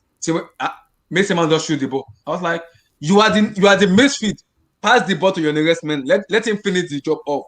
Why are you shooting when you have a player beside you? That's not my problem with him because he gets to the final third, and that decision making just make that decision at the right time. So we need that decision. So why? What score are you saying? If you have to get a score, maybe I'm saying like a 4-0. Yeah, possibly because Leeds United play one way, so you're giving Chelsea a chance, and when you give Chelsea a chance, they will score you. So Leeds United will not defend. They will not defend. I can guarantee you that they won't defend. They won't. They will play one way. I'm saying a 4-0. All right. so before I come, so let me just hit this dub. Thank you, Mr. Sam Jovi, for the dub. I have seen ladies, with Pulisic jerseys all over Vegas and California in hockey games. The shirts are moving. Americans are good business for Roman. 100%, man. It's like for me. It's like, look, I remember. I think it was the 2014 World Cup. And like in England, they were showing us how much Americans were really like all congregating on like the World Cup and everything. They have World Cup fever and stuff. And it's like, look, people forget this is still a business. Yes, you want to buy the best players and so forth. But if you can do it at the same time, okay, we have a good player and it's great business, you're going to do that. So I can only imagine how, because as me and Daniel have said on our podcast, Pulisic is the best player America's ever had in history, 100%. I don't want to hear about Clint Dempsey or Alexi Lalas or any of those dudes. He's the best. But the issue is, do you now have a situation where Tuchel will now be forced to play him if it doesn't work? Because what Roman people may do to Tuchel, bro, this guy's American and he is a great asset. Shove him in this freaking squad and suit him in there. So, remember, Tuchel is used to dealing with politics as he was under PSG. So it's a situation where he's like, he just has to figure out a way of somehow playing him. But that's where you have to be very careful because if he's not being detrimental to the team, you now have to balance between, okay, I have to play him because he's a great asset, but I can't play somebody who could be detrimental to the team and therefore cost me my own job, man. But look, man, it is what it is, man. But before I go to Dan, I still say that there is still a true superstar player that America are waiting for. It isn't Pulisic. I think that maybe in 5, 6, 7, 8 years' time, I thought it was going to be Freddie Adu, but ain't that Adu. But I think in 5, 6 years' time, you will see a true superstar American player, and it will now be how America will be able to handle him specifically for a team. So it ain't Pulisic. Leeds. Go to Eddie. All right, Eddie, Leeds. I mean, it should be a fairly open game. Again, the Chelsea counter press, if it's as strong as it's been the last couple of games, then Chelsea should do a number on them. It'll come down to, can Chelsea finish the chances? Who the hell is going to be playing up front? Positive for Chelsea, I guess, is the fact that Mason Mount and Jorginho are missing the game at Atletico, so they can both play this game. You can rest your Kante or probably Kante will get a rest based on his injury history for the last. So you think he'll do Mount and Havertz then? What? So you think he'll play Mount and Havertz in that hole? Oh, in the hole, he'll probably play Mount and probably Havertz actually, or probably Havertz. Werner should just be dropped, man. And he'll probably play Tammy or Giroud as striker. Yeah, that's what I'm thinking at this point. So, I mean, that's any squad Chelsea put out should be strong enough to beat Leeds. It's just once again taking your chances and finishing it, man. That's the thing that annoys me about this current Chelsea team. Defensively, we're good. They're solid. I said we again, Jesus. And Thiago Silva. Thiago Silva might be back actually. I don't even know why I got this thing, man. Thiago Silva might be back because Christensen might get a rest. So there should be some rotation, but Chelsea should really beat Leeds, man. Leeds, I don't know how to describe Leeds, man. One day they're playing, this sexy football, the next day they look like total bums. But Chelsea should do it. Hey, don't call me Bravo Chelsea. But Chelsea should actually win the game. Somebody's coming at you when you said American best player. They said Jose Altidore. Wow. I'm not proper Chelsea. No way. I almost choked. I was eating nuts. I almost choked when he said Altidore. Please don't say that one. Somebody said it. Jose Altidore. Wait. Check his Sunderland goal scoring record. Anybody out there? And what are the numbers of Jose Altidore's Sunderland? Yeah, what are the numbers of Jose Altidore at Sunderland? Oh, anyway. No, it's wild. It's wild. Okay, I'll be curious. I'm curious about two things. Number one, who does he play as the striker? Wait. Why aren't people curious about 3 or 4 things? It's always 2 things people are curious of. It's not about 3, 4, 5. And generally, what happens with Thiago Silva? So, do you trust Thiago Silva enough to throw him into the Atletico game? Which, in theory, you could or you might. If you're Tuchel, you've used him before. You know who he is. He's an experienced veteran. If you need him in that game, you probably could start him if you wanted. But it's a risk if you decide to do that. So does Thiago Silva play this game? So that's what I'll be curious to see. Because if he doesn't play this game, then I would assume he will play against Atletico in midweek. As for the striking situation, I think Eddie's probably all over it. Where Chelsea are going to get their opportunities. Abdullahi, I don't know where you get 4-0 from. I'm not saying it's not possible. It is possible. But who's scoring the goals? Unless they come from everywhere, like Mount gets a goal, Jorginho gets a penalty, Alonso scores a free kick, or, gets some goal that in ostensibly garbage time or something like that. You never know. But, where do the goals come from? I do think Chelsea will win the game. Does it say 3 goals in 52 appearances? Damn. That's worse than Torres. Forward. So. Oh man. So yeah, we'll see. If you want to score, I'd say Chelsea win the game. 3-1 is one people always go for. I'll go 2-1. I'll go 2-1 Chelsea. Wait. I mean, I didn't know we were doing score predictions, but where are you getting Chelsea conceding from against Leeds? They will concede. I just see it happening. They will concede. I'm going to say Patrick Bamford scores. Yay! Nice story. So there you go. What the fuck is that? What the heck? I used to predict losses, Eddie, and you got mad at that. Now I predict a win and just they concede. And I was like, whoa, they're going to concede? Like, yeah. All right, I didn't even pick that. In my head, I think Kepa plays. And Mendy's rested for Atletico. Please, no, please. I can't. Right, so let's try, man. So I want Mendy to break that clean sheet record of Ederson Moraes. Arrizabalaga must not step his foot. His foot. All right, guys. Wednesday. Guys. Just the one, right? So guys, just to let you know, on Wednesday, where we start from 12 p.m. 1 foot. We start from 12 p.m. on Twitch. 12 p.m. on Twitch. We're going to have a meal. So we're going to have brunch at 12 p.m. We? Meaning us? Like, is this decided? No, as in basically, just like anybody's invited. It's going to be like I have a public announcement. Wait, what is this? for the Wednesday. Wednesday. Like I have a public announcement. We start build up from 12 p.m. Abdullahi, please speak. God. On Wednesday, I am begging you in the name of Almighty God, please and please, I repeat myself, please, do not say a word on Wednesday, please.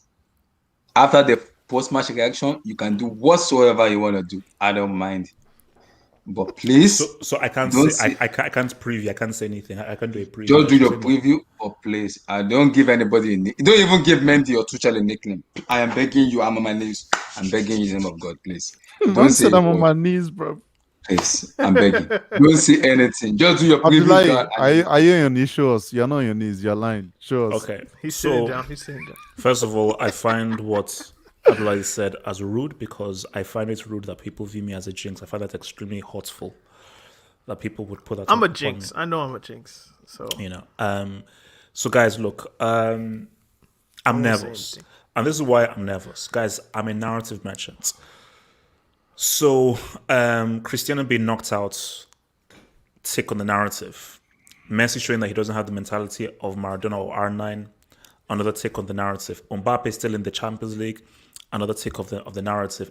Neymar winning the CL for PSG, giving them their first CL, another tick. Well, that narrative is still active. It's not ticked, but it's still active. So, because I've got about 20 narratives going, man. So, another active narrative is Chelsea winning the CL. So this has nothing to do with Callum Keith, who actually says, I gave him a shout out. I actually responded to him. So this has nothing to do with Callum Keith or proper Chelsea fans. I hate proper Chelsea fans because most of you guys are actually racist. So it is what it is, and I don't really like racist. It is what it is. I don't know. Maybe I'll grow to like you guys one day.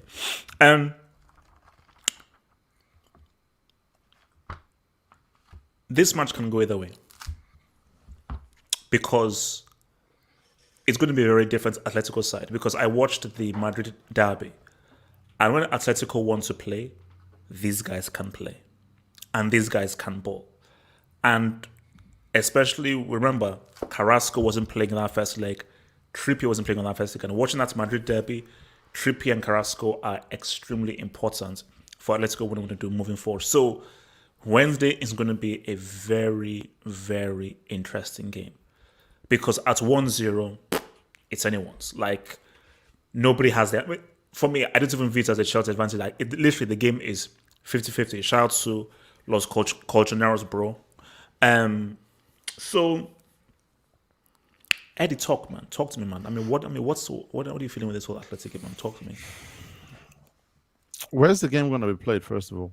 I think it's Stamford Bridge. At the bridge, at Stamford Bridge, we're home.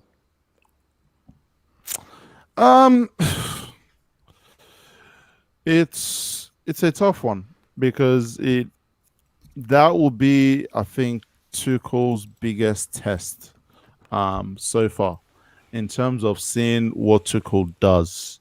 Is it first things now is he doesn't have his boy Jorginho, who's crucial to Chelsea keeping the ball. And he doesn't have Mason Mount as well, who apparently is our best player this season. But so the lineup he put out should be interesting, but most importantly will be how the team plays. Oh Jesus, I keep saying we. Just accept it, Eddie. But you are the realest out of us. No way. Does he set up the team in a way where they're focused on being more defensive, and just preserving the 1-0 lead and probably hit Atletico on the counter, or does he go for it? Because we all know Simeone is going to come for it from the first minute. From the first minute, he's got to put the team out to attack. So there will be opportunities for Chelsea to do their thing. There will be opportunity for that Tuchel can exploit there. So it'll be a test of his mentality because some of these other games Tuchel's had has been more. Once Lampard left, we all knew it's a free season. Like literally do what you can.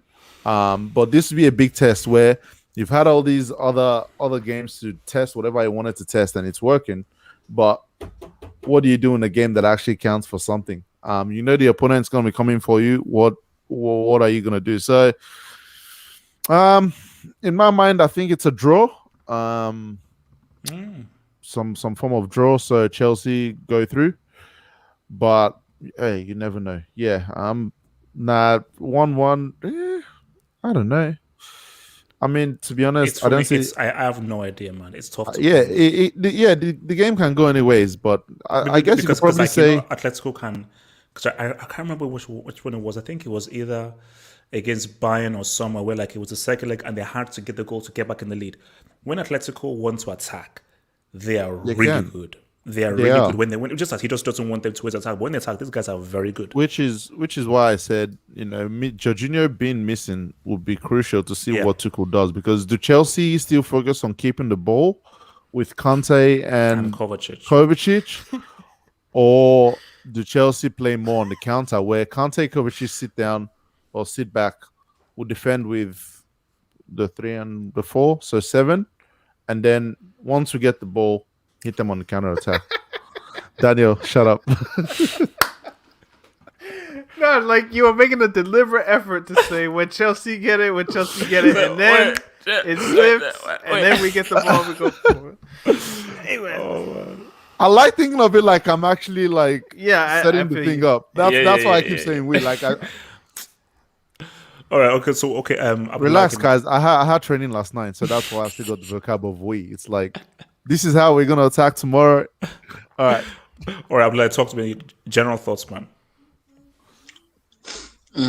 When is this gonna? Wait. Okay, no. Now, let's cut a deal. You said to me that I will say nothing, and Abdullah here, I will keep that promise. Now you keep this promise. I don't want to hear any nonsense scoreline prediction from you. So you keep your mouth shut with regards to any score thing. So I don't want to hear any score. I will say nothing. You say no score prediction. Continue. All right. I won't say anything. Just a win. That's it. But Wednesday will be tough.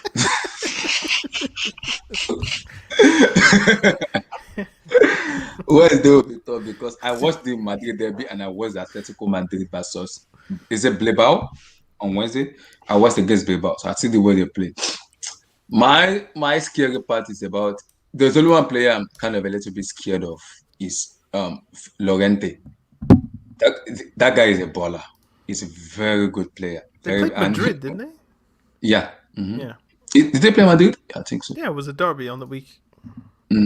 They played, and Llorente is a very good player. I'm not worried about Suarez because I know Suarez could be taken out of the team. I know. So I'm not worried about him.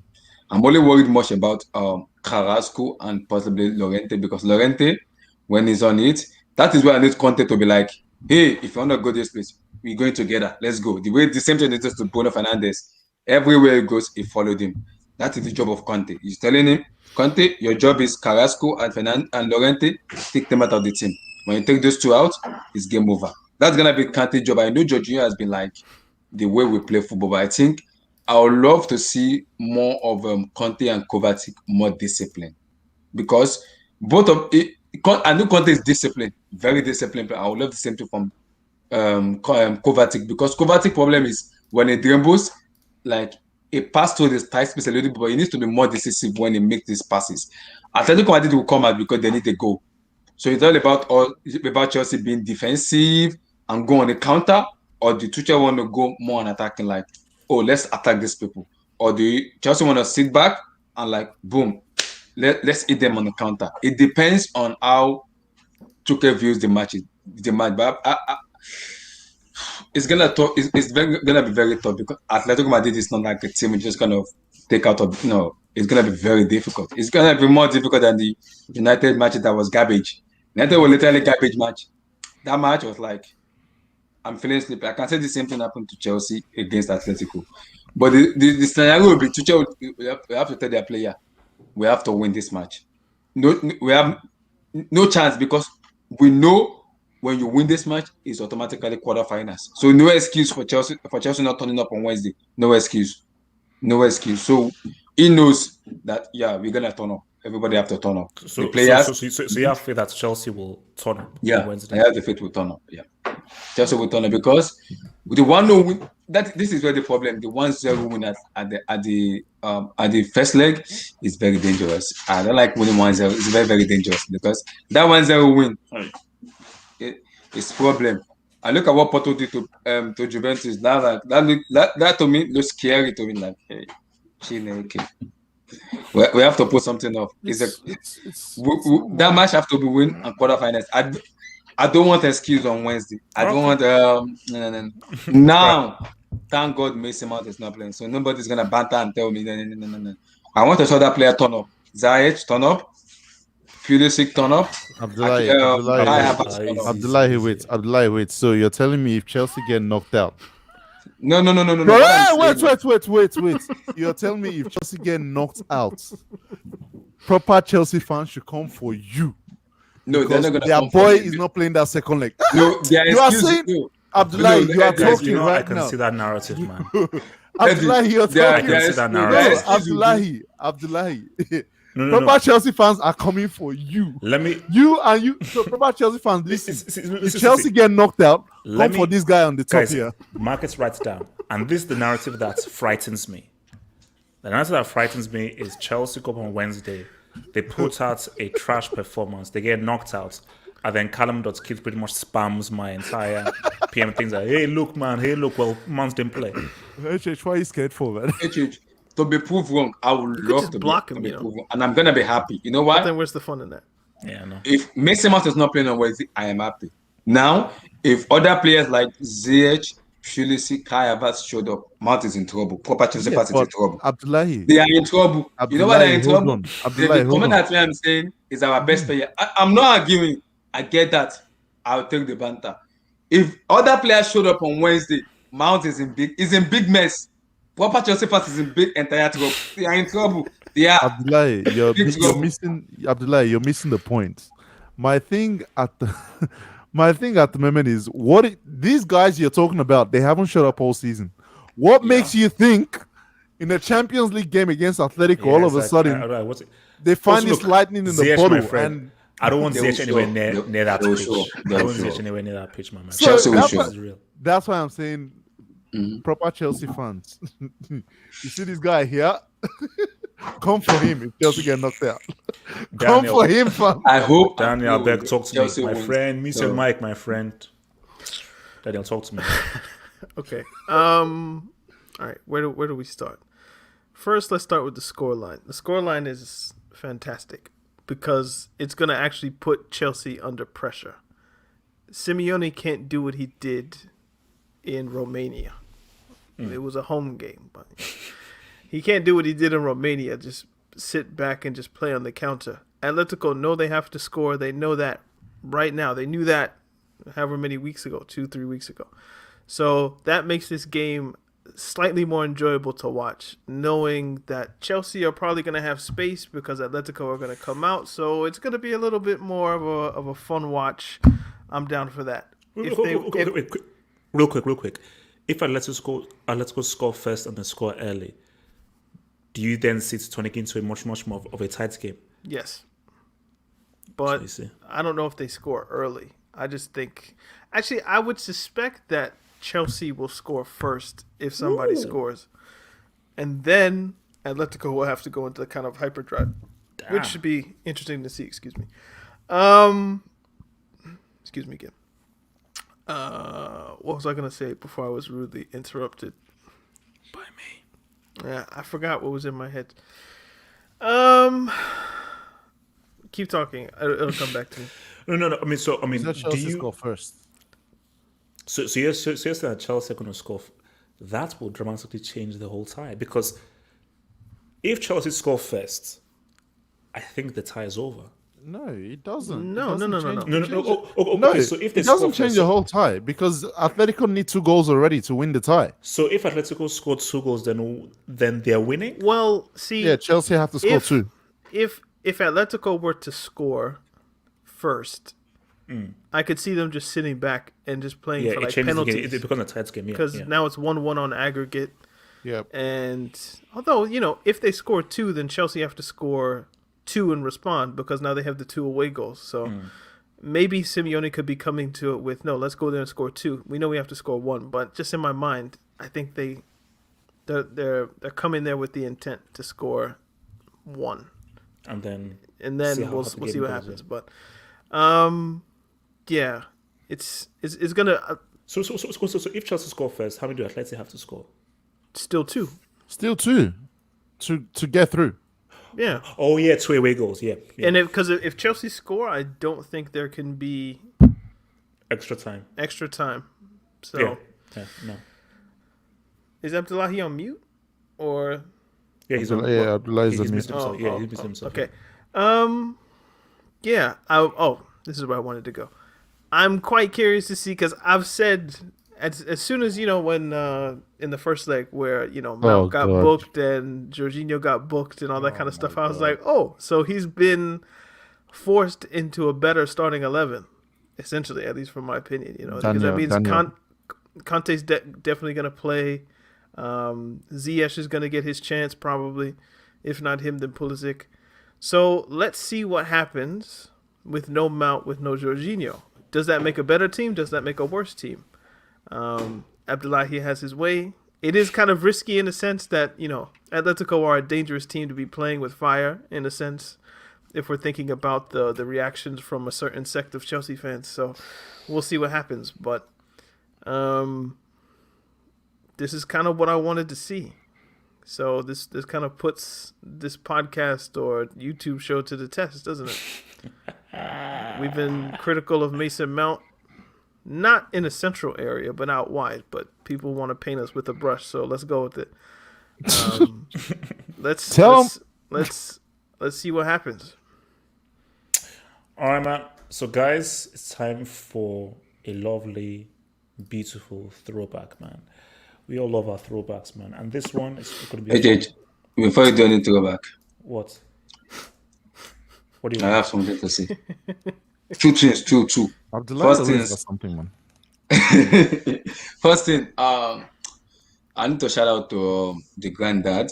Last week I had a racist stuff about him. Like people were kind of coming at him about the racist stuff, and this is the granddam, like Dami.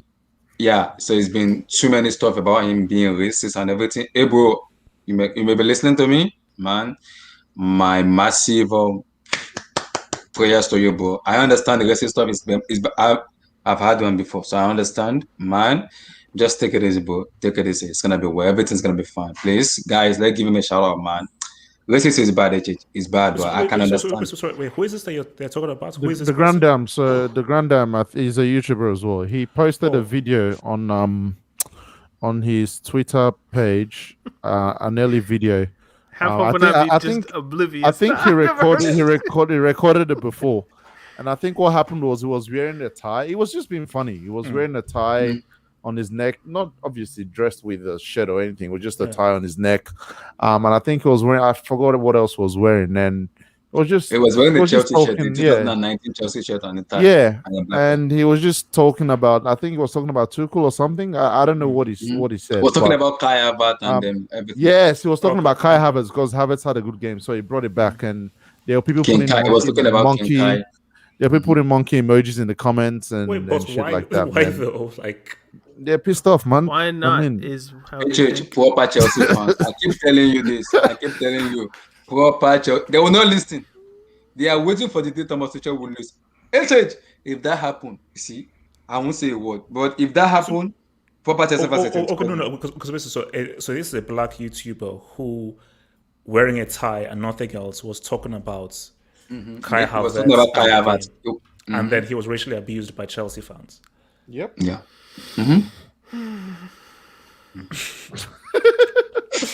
So guys, whenever people ask like, why are you trying to configure a Chelsea show? That's why. Because if you're a self-respecting black man and you respect yourself and you're a proud hardcore Chelsea fan, you're either a coon Uncle Tom or you're a psychopath.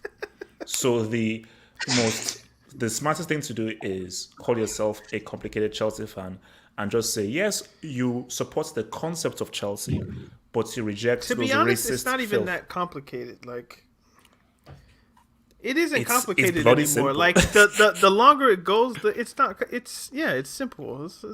There's nothing complicated about it. Because and I told you guys, I live in West London. Stamford Bridge is pretty close to where I live, so I know this area very well. So because again, most guys football church in America and Canada, I know these guys. The people who live in the area, they are racist. 100%.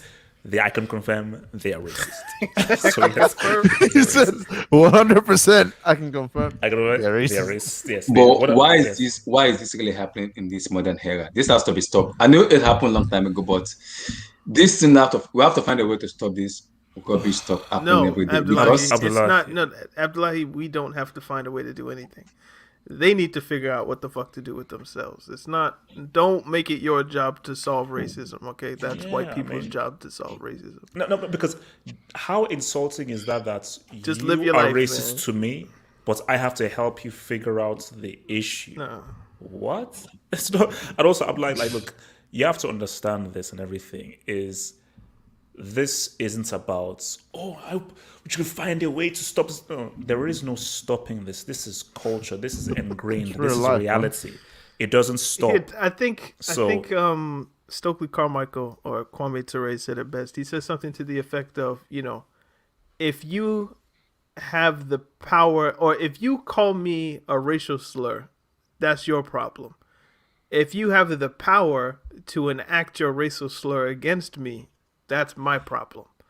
So if somebody calls me an N-word or a monkey or whatever it is in the chat, that's your problem. If you're in a position of power over me and you call me that, or you the same sentiments that somebody would call me that with, you enact or use your power against me in a way that person would, now that becomes my problem.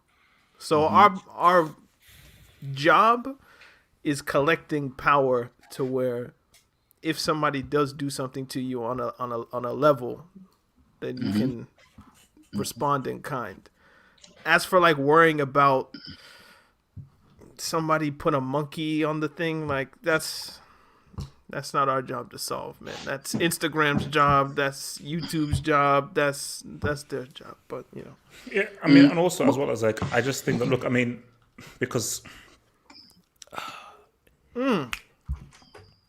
he said, if you want to lynch me, that's your problem. If you have the power to lynch me, that's my problem. That's what he said. Yeah, no. From look, as I said again, look, I mean, it is what it is, man. It's football heritage, man. It's look, it's so RDZ17 in the comments. I don't want to ever hear anyone say that. Hey, man, how do we solve racism? Because you have to be a freaking moron if you think that I'm going to be part of the solve racism. Let's go ask the Queen how she plays. Yeah, let's just ask. Oh, hello, my name's Queen Lizzie. It's your job, man. Oh god. Bloody rough running piece of racist trash. So on my second start, HHs. I watched a post match on the. Is it on Tuesday or Wednesday? Let's do a throwback. Let me talk HH. Is it on? I think it's on Tuesday. When you pull up because of Ronaldo Put the and picture Messi, up anyway. Because of the Ronaldo and Messi, you pull up your shirt. HH. If Chelsea qualify on Wednesday, don't pull up your shirt only. Pull up everything. What? Pause. Abdullahi! Abdullahi, don't you have a missus? What the fuck? Yeah. Abdullahi. No, we got it. Abdullahi, you have a missus, right? No, or did something happen between December and now? I'm going to share this And picture survey says as fast as I possibly can and ignore everything that has just been said. So guys, let's focus on this freaking picture right now, man. What a picture, man. Look, it's his birthday and so forth. Happy birthday And to... Well, not in Eddie's country anymore, but still here. yeah. Oh, shit. Not even in England, huh? It's past midnight. Long past. It's past 7:01. It's still 19 though.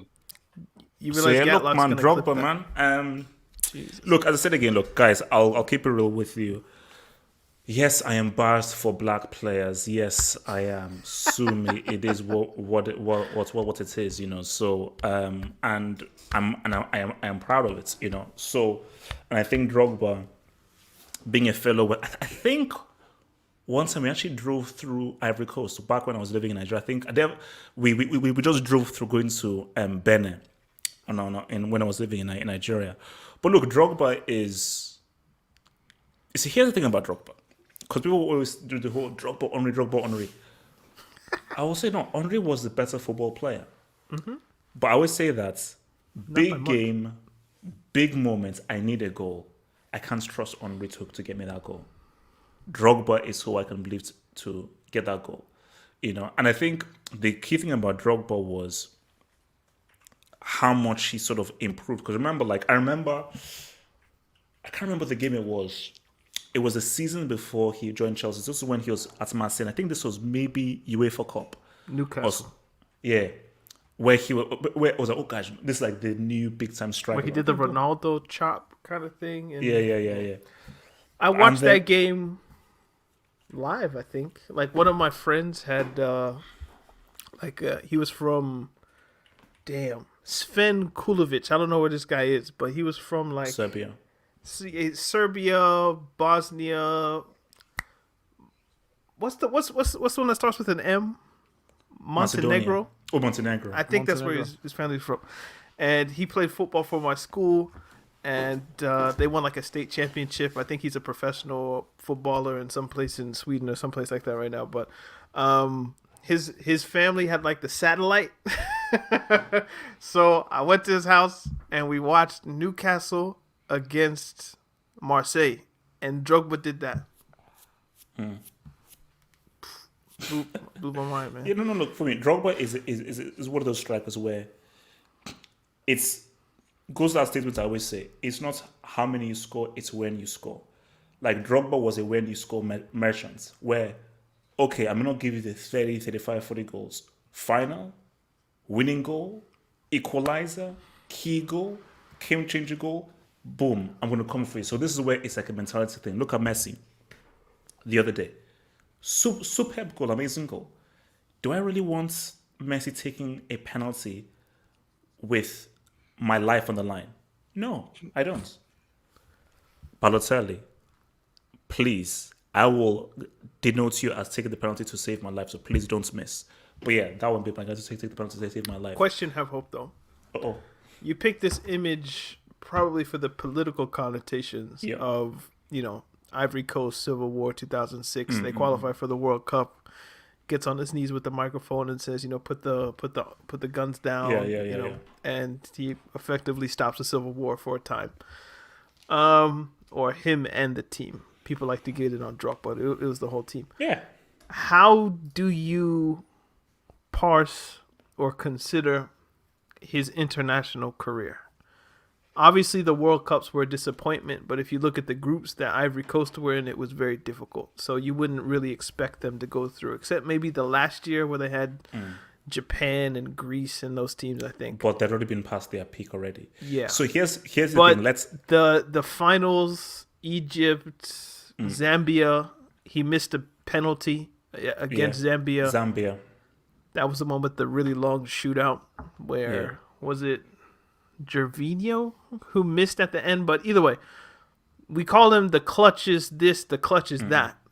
When he was playing for Ivory Coast, though, I don't know if it was the pressure of really caring about his country or whatnot, but him not winning an AFCON and them winning it the year after he retires from international football is, for me, a stain on him. And I don't like to say that, obviously, but it is what it is. So how do you consider Drogba with Ivory Coast, considering the picture you chose? 100% he did not fulfill what he needed to do for Ivory Coast. Ivory Coast, for at least 2 Nations Cups, were the best team and the most talented team, not Egypt.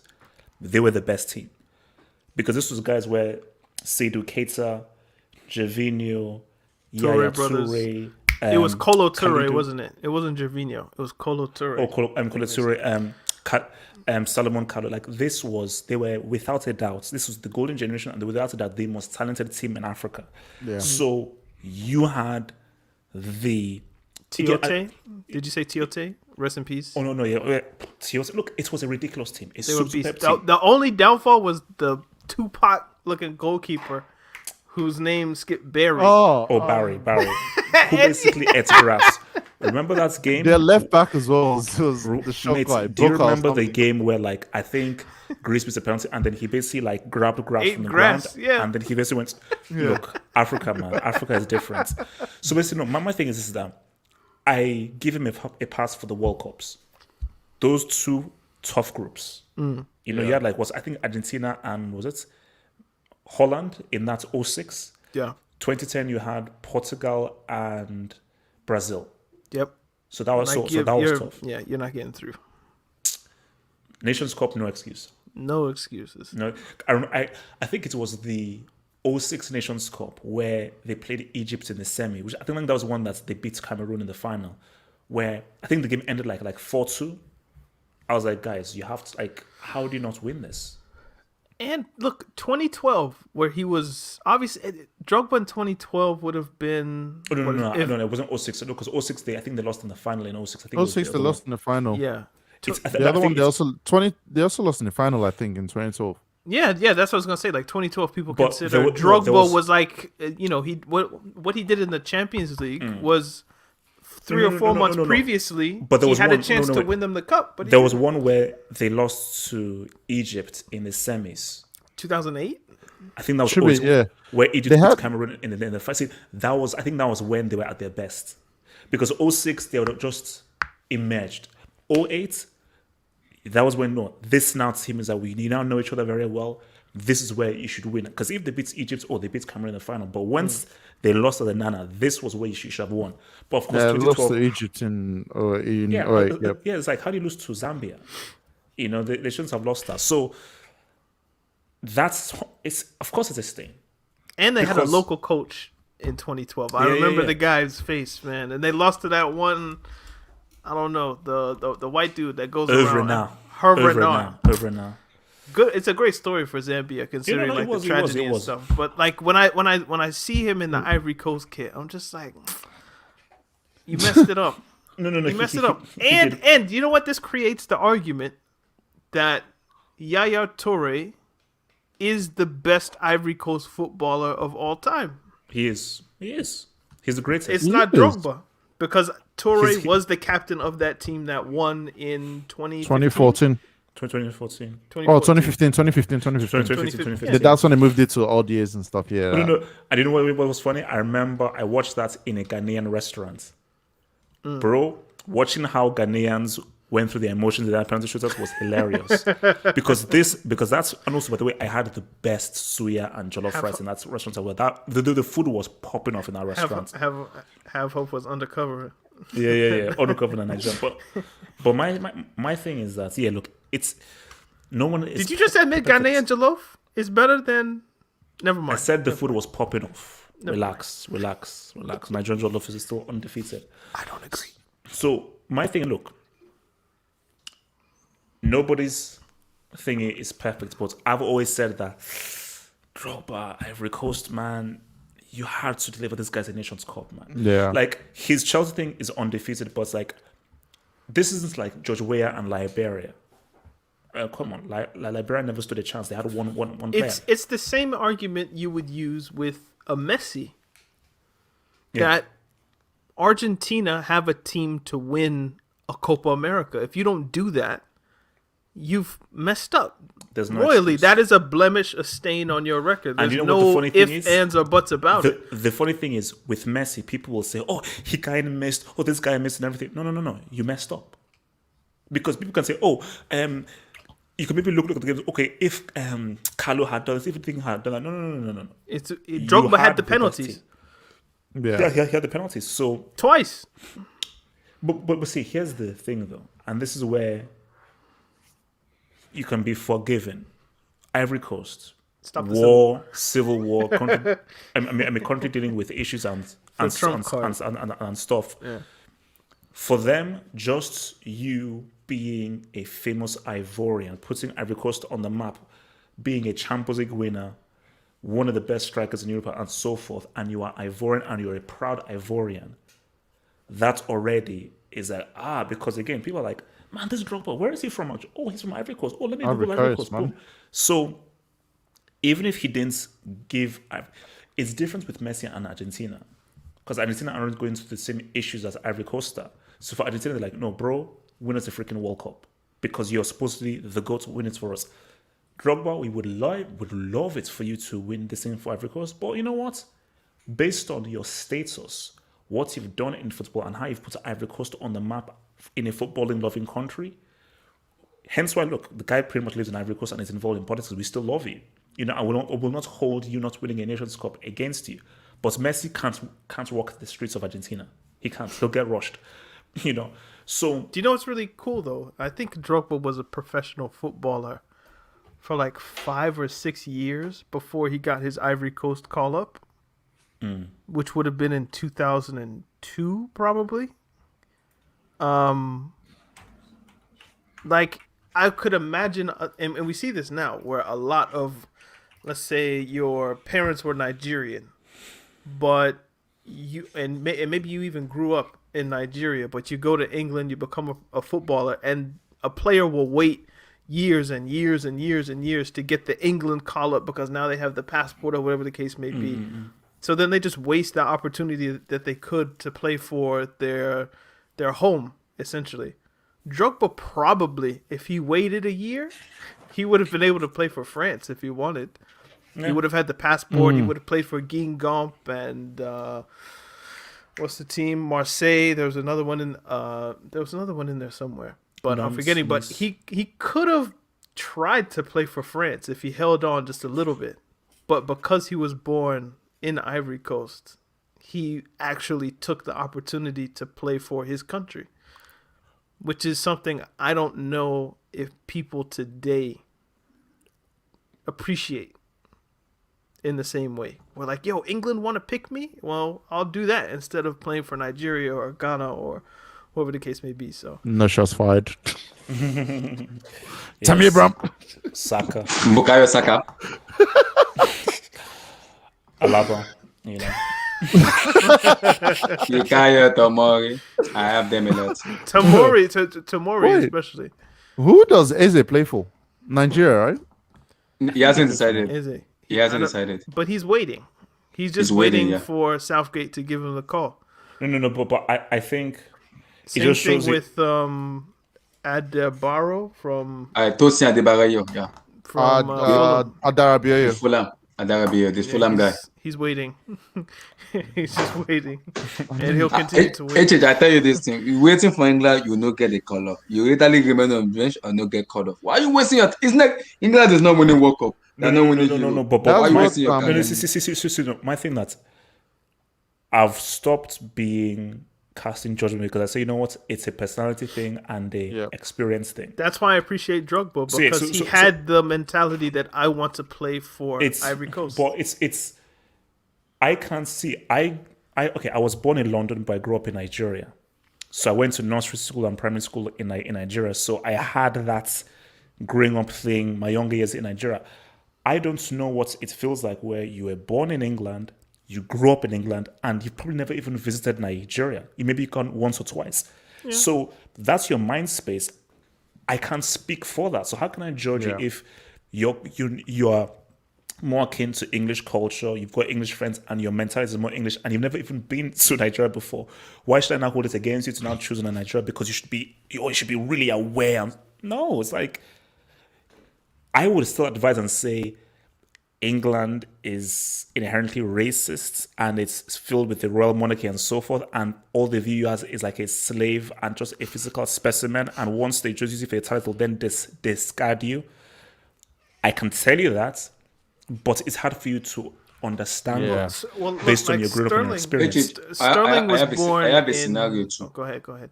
I have a scenario too. Look at this kind of player you talked about. Look at Bukayo Saka. Look at Ami Abraham, Tomori, and everybody. Tosin and the Fulham guy and everybody. They got called off for England. They became a failure. Without not think a bad image on their face, believing that they are young players. That would take on their face because they know, this is England. We choose this kind of country and we don't even get past maybe the quarterfinal or the semis in a bigger tournament in Europe or in World Cup. That would take more image as they become their young players. Like, do I make a wrong choice or do I make a right choice? Unlike playing for Nigeria, we know we can't win the World Cup. I know. But Nations Cup, you got a shot in that. That is the prestige that, no. my name is this. I won that Nations Cup because this is my medal. Unlike the World Cup and the Euro, if you don't win that one, people will say, "Why are you choosing this country? When you can choose for this country." That thing is bad. It's still a mentality thing because I look at, for example, Tammy Abraham, who picked England over Nigeria just based on the fact that he believes whether you think he's right or wrong. I think he's wrong. He believes he can be the English number one day, the English number one striker. Well, that's his ambition. That's what he wants to. If you had the option and they go, "Would you want to be English number one striker or Nigerian number one striker?"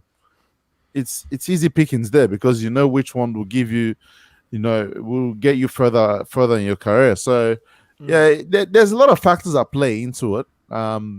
But at the same time, man, it's one of those things where, like HH said, it's a personal thing, and you can't abuse guys for what their decisions are.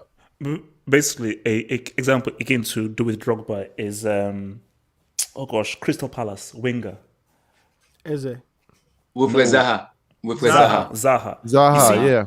Zaha played all what he was going to be the England team. He had played in all the youth sets up in England and everything. But I think you could tell by his interviews and how he speaks and everything that he's very clued into the whole racism thing. Because again, whether you support him or not support him, because me and my brother have disagreed on this point. He says he doesn't feel like kneeling does anything with regards to the whole racism thing.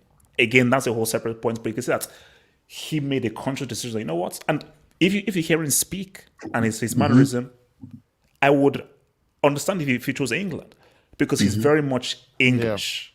Yeah. The same guy too. His personality, but this guy, he chose Agbola make the same decision. Yeah. So for him, Agbola made the decision late though. Yeah. So for Zaha, it's like boom. But my question is this: if Drogba was, let's say, 23, 24 now, does he still choose Ivory Coast, or does he say France? I mean, geez, and so forth, because there are more Africans choosing. Have you seen the French strikers? He's going France, bro. Giroud, what? So that's my thing. If Drogba was right now, does he go Ivory Coast or does he go France? If especially he's obviously been touted as, man, this guy is the next big striker. See, this is the thing though.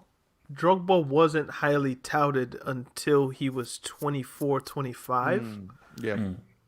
Like, he needed that Marseille season to book. Like, even when Chelsea bought him, Abramovich was still like, I don't know, who is this? Yeah. But Mourinho was in his corner. Second season. It was the second season. When we look back at Drogba and think, oh, he's Drogba. But, like, he started his career very late, So it's different, I guess, I guess you're right. It's different for, like, a prodigy, in a sense. Like, Mbappe was never going to have the chance to pick. Or Fati was never going to have the chance to pick, because you're so young that the idea of just playing for that country makes sense. Even Adama Traore of Wolverhampton Wanderers chose Spain ahead of Mali. That is, he got a call up for Mali and literally said, "No, I want Spain." No, look at this mentality. He got the call from Mali. He was going to go. Spain then realized that we need to get this guy in. They then call him and get him out of his commitment to Mali. He goes to Spain, plays one game, and now you're pretty much done. So, and another sick, man. Like what's the guy from Lyon? Awar? Yeah, he was waiting for France for a long time. I think he got his call up last year. But he was waiting and waiting and waiting and waiting. I'm like, bro, like, it's right there for you if you want. I'm not sure Morocco or Algeria, which one, but yeah. And I'm sure if you ask somebody like Benzema now, would you rather have picked France or Algeria? I think he would probably say Algeria. But come on, he would have never have foreseen. But no, but that's tape. the overall point is he never would have got a chance to pick Algeria because he was such a prodigy at 16, 17, 18. He was always going to get that. So Drogba was in a unique place where he developed at a later age that Ivory Coast had already seen him taking advantage in a sense. and they didn't let France get their hands on him, and then we get what we get on the screen. Imagine if he did play for France. What happens with the Civil War? You never know. It might not go the same way. Or maybe somebody else would have had someone else. The same player too. The same guy. This guy also too. David Alaba of Bayern Munich. He's a Nigerian too. He chose Austria because he said because of the bribe. Do you have like a list of all of the people that are sort of... I have them. I don't want to expose them. I just want to leave them alone, man. Leave them alone. For real though, if players David Alaba if players actually played, Abdullahi, mute your mic. If players actually played for the country of their roots, I believe by now an African team would have won the World Cup. At least a final or a semi. Yeah. At least go further in the World Cup. So it just shows how mad, like Africans have. No. Africa. Which is why not Africa specifically. I think Nigeria. Particularly but because of the population. When people ask how me, you guys see the game. You see, when people ask me that, when do you think Africa will win the World Cup? That's a stupid question. Again, not because Africa's not a country. So no. It's okay. When do you think an African country will win a World Cup? I said, bro, that's never gonna happen. They already did. 98. Oh yeah, 2018. Yeah. But an African country, I said no, it's not going to happen because when you just see what's happening with France, all the talent is just going to keep on going away from Africa. Yeah. And you have to have talent. You can be the best manager, most organized. You have to have talent. I think the 2010 Ivory Coast team, if they would have gotten a better group and gotten into the knockout rounds, they would have been very dangerous. Yeah, no. But having, what was it, Brazil and Portugal in your group? And then North Korea. I mean...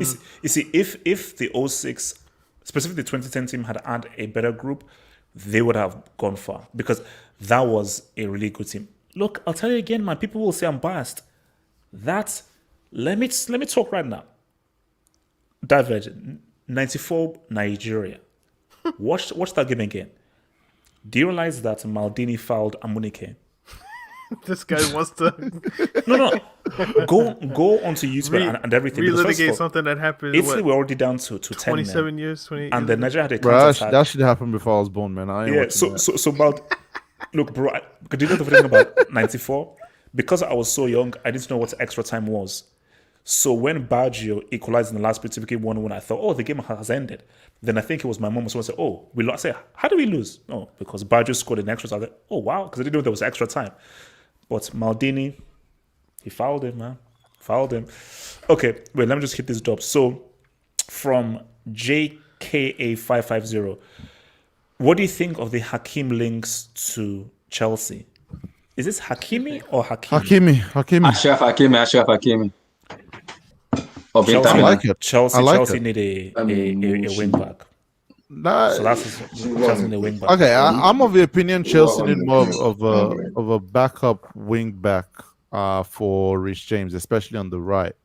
But the reason why I like the Hakimi links is because he can also play on the left, so that gives you options on how you can use him. So that's the only reason why I like it. I don't want him predominantly on the right, but the fact that he can do both. And I can have Reece James, Chilwell, and Hakimi. Cool. Because I still don't trust Alonso if we're moving to a back four next season. Yeah, no. I think Reece James is good, but he's still developing. But I just think his game still needs a bit of improvement. Did you guys see that he had to shut down his Instagram account this week? Because of racist. You see what I'm going to? That's what the problem is in this country. Wait, every day racist. I'm like, why are you stressing yourself with this? Like, as if it's I'm stressing because it happens to me. That got me pissed off because it happened to me in college. I dealt with it with that idiot calling himself Donald Trump. He started this bullshit. He started that bullshit. I dealt with him massively, and he finally is out of the job now. So I know it happens to me in college, and this thing keep happening. The government and the whole entire didn't do anything about it. This can't continue happening because we're having young male and female coming up. Young children are coming up. You kind of seeing racists. What do you say? It doesn't make any sense. The government have to do something about this racist stuff. it can kill someone else. I'm serious. It can kill someone. What do you want them to do? Change human nature? You're dealing with human nature, my friend. That's the thing, man.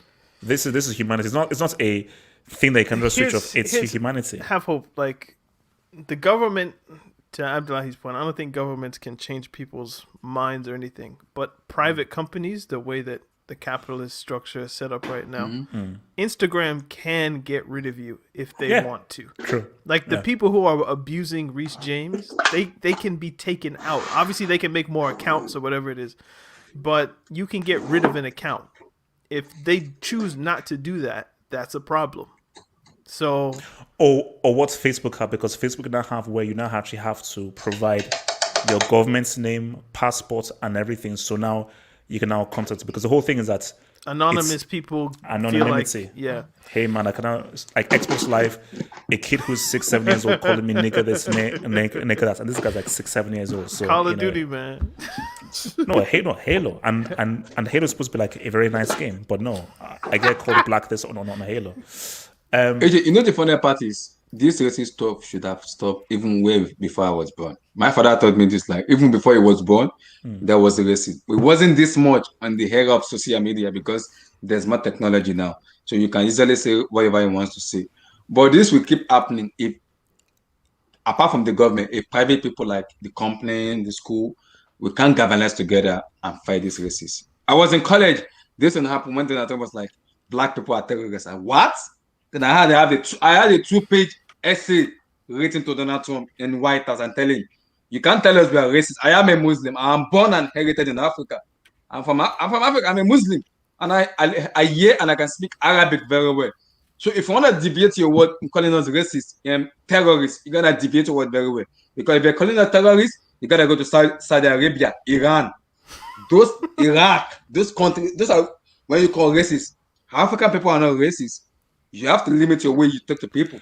Then the following day was like, no, I talk to people who has money. I was like, no, what? But Abdullahi, what you have to realize is that I don't care whether he's called president. You're dealing with a buffoon called Trump. So when you're dealing with a complete moron buffoon, he shouldn't even be afforded the luxury of you even having to respond to him because the guy's a moron. So, all right. So from Natsama, thank you for the double. It says Haaland once scored 9 goals in one game. As a child. I was in a football match when I was in school. I think there was one match where we lost 12-0, 10-0. I remember there was a kid in my school who scored, I think, 6 or 7 goals in one game. Bro, when you're dealing with school-level football, 20-0, 15-0, 18-0, guys scoring 7, 8 goals. Do you guys not have game? mercy rule? Like that? I think that's something that exists in America where, like, if you're winning by 10, like 10-0, they stop the game. Oh wow! Really? Or like if it's a 10-goal margin, they just stop the game. So it could be the 53rd minute. If the team goes 10-0, the game's over, and that team gets a win, and they stop the game. Game over. So the referee stops it, or the team winning can say, "Hey." I think this might happen also in women's international play. I'm not sure, but like if America's beating somebody really badly, like I think there are instances where they'll just stop it. So, like, there could be 40 minutes left, but if we score 10, let's get over it. I'm pretty sure there might be good teams that, like, how quick can we score 10 goals? If we can score 10 goals in 25 minutes, you know, we've saved our legs. So, yeah. You know, that would be really interesting if they did, like, I don't know, what would be a good number in the Premier League? Like, if it got to a 5-goal margin. Nah. Stop the game. I don't like that. I want to see how many you can score. So then, like, Man City come out like boom, boom, boom, boom, boom, 5-0. Give me the sticks, like. Okay, so from Coastly Awesome, who says, "Happy birthday, Drogba, truly great man and humanitarian." No, look, man, Drogba is one of my personal favorite players of all time, just based on him as a player, 20, but just as a man, you know. Because I told you, I follow him on Instagram, and I know it's like George Weah. George Weah, that's why Milan were one of my favorite teams growing up, because of George Weah and what he was. Yeah, he was a player, but he did so much for Liberia and so forth. And now he's El Presidente. Guys, do you guys think Drogba will be president? Eddie, do you think he could be president? I haven't spoken on Drogba. Can I He speak on Drogba? could be president of Ivory Coast. Why not? I mean, I will not be surprised. I don't know if I happens. want him I don't know if I will. Yeah, exactly. Yeah, I don't yeah, know if true, I want yeah. him to do, but I don't want if to. he wanted to, he has every chance to do it. No, because for me, it's like because George Weah meant so much to me growing up. When he became president, I was like, because now they're going to be guys who will not agree with what he has done, and if he gets in a situation, so they will sort of because in politics you're going to have the good side and the bad side, and because Weah was such an idol for me, because of him just putting Africa on the map, I'm like, don't go into politics, bro. Liberia, I think they've only had one peaceful transition of power, which was the one that he got from the lady that was there. Or maybe it's the second one, but there was a woman president whose name was escaping me. And then him. Other than that, people will be dying. Taylor, Doe, like there's many people who are taken out. So it's a bit sketchy, but I couldn't imagine anybody putting their hands on George Weah if you're Liberian. So this is George Weah. this is let me speak a little bit about Drogba. Talk. I think AJ, this is let me see. This conversation should have happened a long time ago. If you look at this proper Chelsea, but they will tell you they idolize Lampard ahead of Drogba, but they forgot what Drogba did to them instead of Lampard, because Drogba won the Champions League for not Lampard. One, Drogba also won the Premier League ahead of Lampard. So one proper Chelsea man can tell you, Lampard needs this now. Drogba should be given those credit Lampard is giving, because Mourinho was the one who bought Drogba. It was telling Roman, give me that guy. Roman was like, I don't want, give me Drogba, because that is my player I want to play with. Thank you, Mourinho. So stop hating on Mourinho, okay? Yeah. When he brought Drogba, people were like, Roman was like, who is this guy? Drogba was coming with a boot cut trouser, boot cut that was even tear. Really? So now that we can be talked as a legend now, people need to kind of give him respect, especially proper Chelsea fans. Wait. Actually, real quick, wait, Eddie, because you're like a very good stats man. Drogba's goal tally in his first season: 16 goals all competition. 16 goals all competition. And then another backed it up with 16. Season. Yeah. So 16. Okay. 16 goals. Remember that season? I think that season he had trouble with the fans as well, because he wasn't playing. Yeah, it wasn't. Yeah, so it took a while for Chelsea to get into Drogba. It was 26 when they kind of getting. So when Papa Chelsea fans tell you Lampard is player idolize HH, is a lie. Nah lie. They will not tell you this. It's a lie. It is a lie, proper lie, because they know in that what Drogba did to us is cool, but they don't want to choose Drogba because it's from Africa. They idolize Lampard because that's what they see. Yeah, there's technology now. Most proper Chelsea fans will tell you, I support Chelsea in 2008, 2009, 2010. But way back, Drogba was playing, they did not support Chelsea then. Why? Because it wasn't that much, there was no much technology, it wasn't that much competitive enough. Those years when Drogba was kind of scoring goals in Wembley, 10 goals in 10 finals, like, I didn't support Chelsea. There was like Lampard. For me, is a proper lie. Drogba should be kind of giving more credit than the way Lampard is given her, because everybody can see what that guy did for Chelsea. What he did for Chelsea, apart from Samuel Eto'o in Africa, I will choose Drogba for me, because I believe overall, both club level and international level, Samuel Eto'o is ahead of any African footballer. Anybody. I mean, Eto'o is. Yeah, it's clear. That's a different. It's clear. So when you choose Eto'o, I have to have a Drogba in the conversation. People may say international, yes, I get that. But when you choose Eto'o, you have to have Drogba in that conversation. Didier Drogba has done a lot for Chelsea Football Club. Wait, Eddie, you wanted to say something? I was going to say to the last point. Did Drogba really have like that one season where he scored a crazy amount of goals?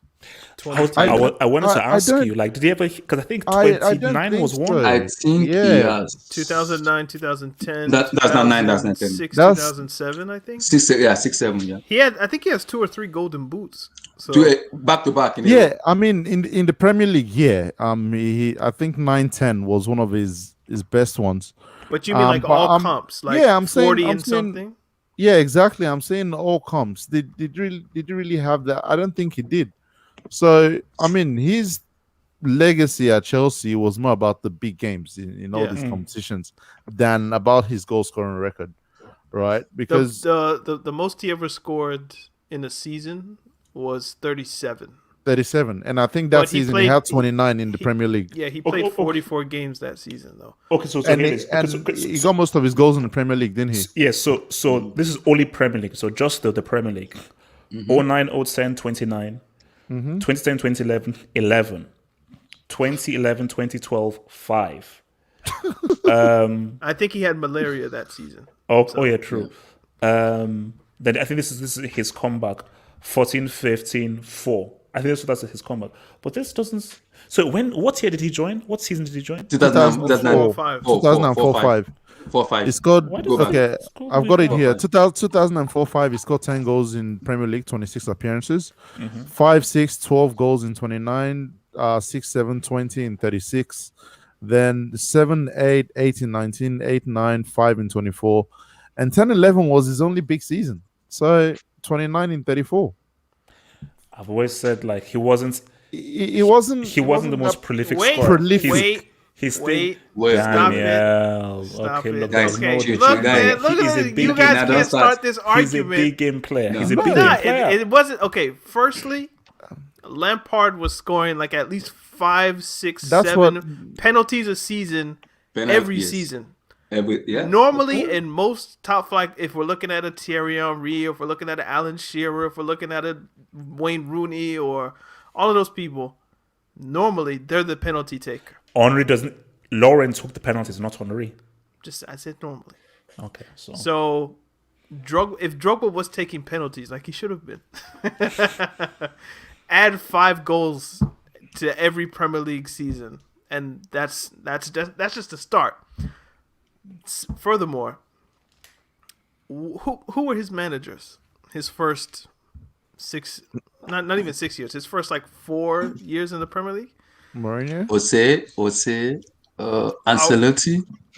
Are we gonna say that the Mourinho teams that Drogba was playing in were like some free flowing, attacking brand of football? Like Milito Inter Milan. Milito Inter Milan. How many did Milito even get? 22, because I think that guy got to 20 something. So yeah, you can't. 22. Cristiano, how many did he get for Real Madrid under Mourinho? So you can't use the whole money thing. That's not fair. But that's not fair. And they weren't playing the same way in that way. So look, there are mitigating factors that would explain why Drogba's totals were the totals that they were. In the one season that he got to play like attacking football in his prime, he scored 29 goals in the season. He wasn't taking penalties, and he had to go to AFCON. So imagine instead of 32 games, he played all 38. If 31 is the record now, you don't think if he was taking penalties and if he played 8 more games because he was with Ivory Coast, he wouldn't have the record of goals in the season? No. So he wouldn't have scored three penalties or 3 goals from open play in 5 games or 6 games that he missed? Look, basically all I'm saying to you is, when you want to talk about goal proficiency and so forth, that wasn't Drogba's thing. So if you want a pure goals debate, Drogba loses. So I'm not here for excuses and this and that and everything. It is what it is. These are the facts. Eddie, these are the stats. What are Drogba's goal numbers for Chelsea in total? I don't know. I think it's 160 something goals. 168 in 300 and something appearance. So that's like better than 1 and 2. Mm-hmm. So what do you mean? Or it's just about one goal in there? Hold on, let me. Just about 1 and 2. I'm just looking at 157 in 341. That was his first stint.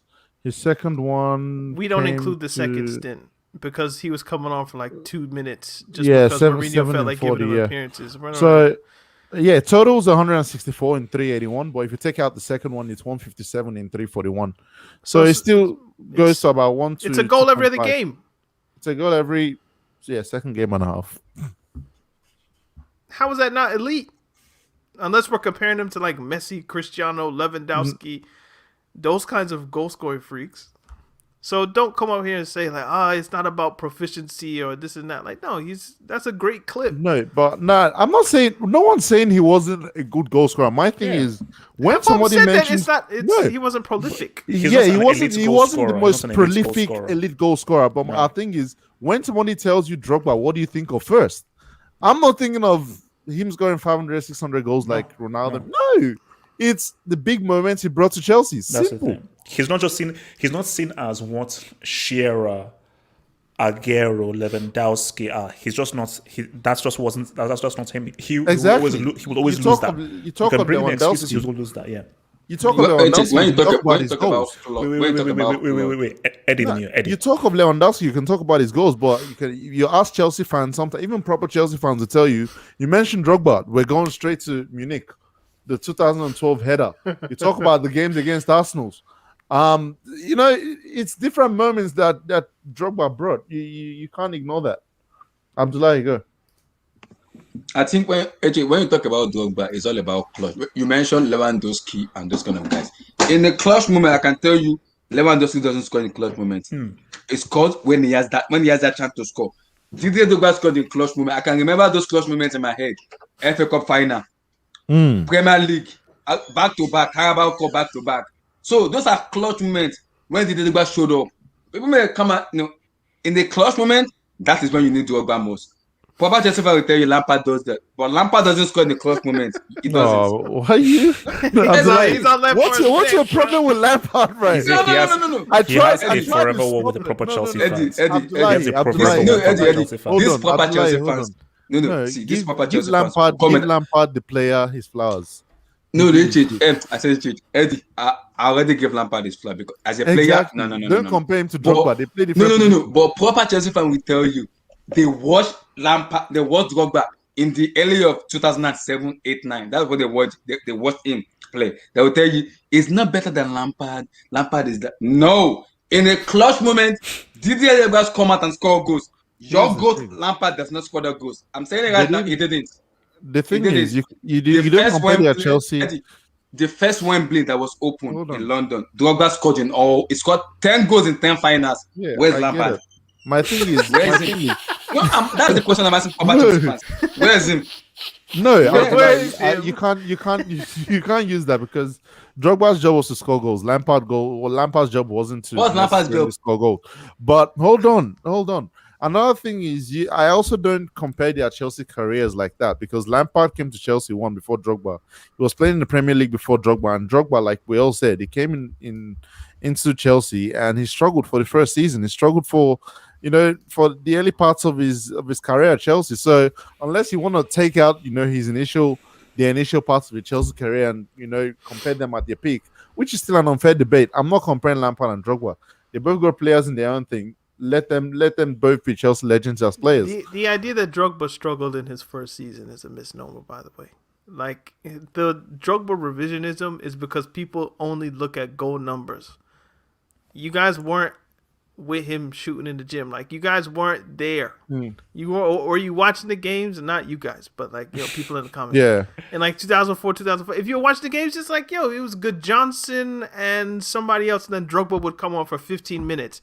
And he wouldn't score. Now people in 2021 are going to look at the Wikipedia thing and say, oh no, all those 20 appearances means he plays 90 minutes each time? That's stupid. Like, no, you had to be there and you had to observe. Like, he wasn't.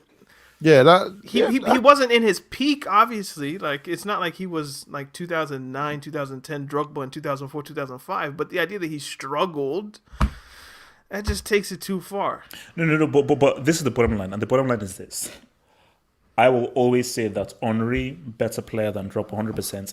But I think Drogba can rest easy in saying that. And Henry will, even if Henry has a Champions League with Barcelona, he will always envy the way Drogba got that Champions League with Chelsea because Henry really wanted to get it with Arsenal. And he should have in 06, but he flopped.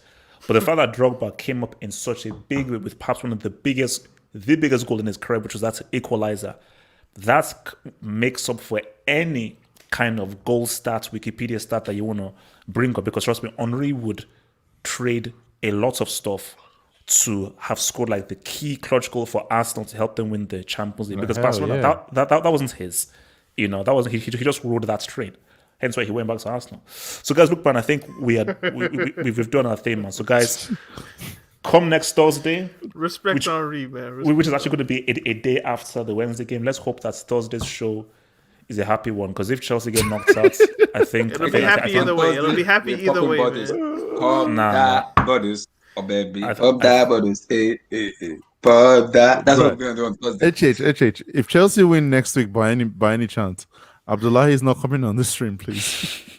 No way. Oh no. If Chelsea lose, specifically if Chelsea gets destroyed, I think it's been a good run, guys. But I think with this show, we'll have to disband this show. But it was a good run. How complicated is it if they lose and you guys just decide, like, come on, guys. Peace out. Stay true. We'll see you guys. Peace out, people. Hopefully next Thursday. Stay blessed. Peace.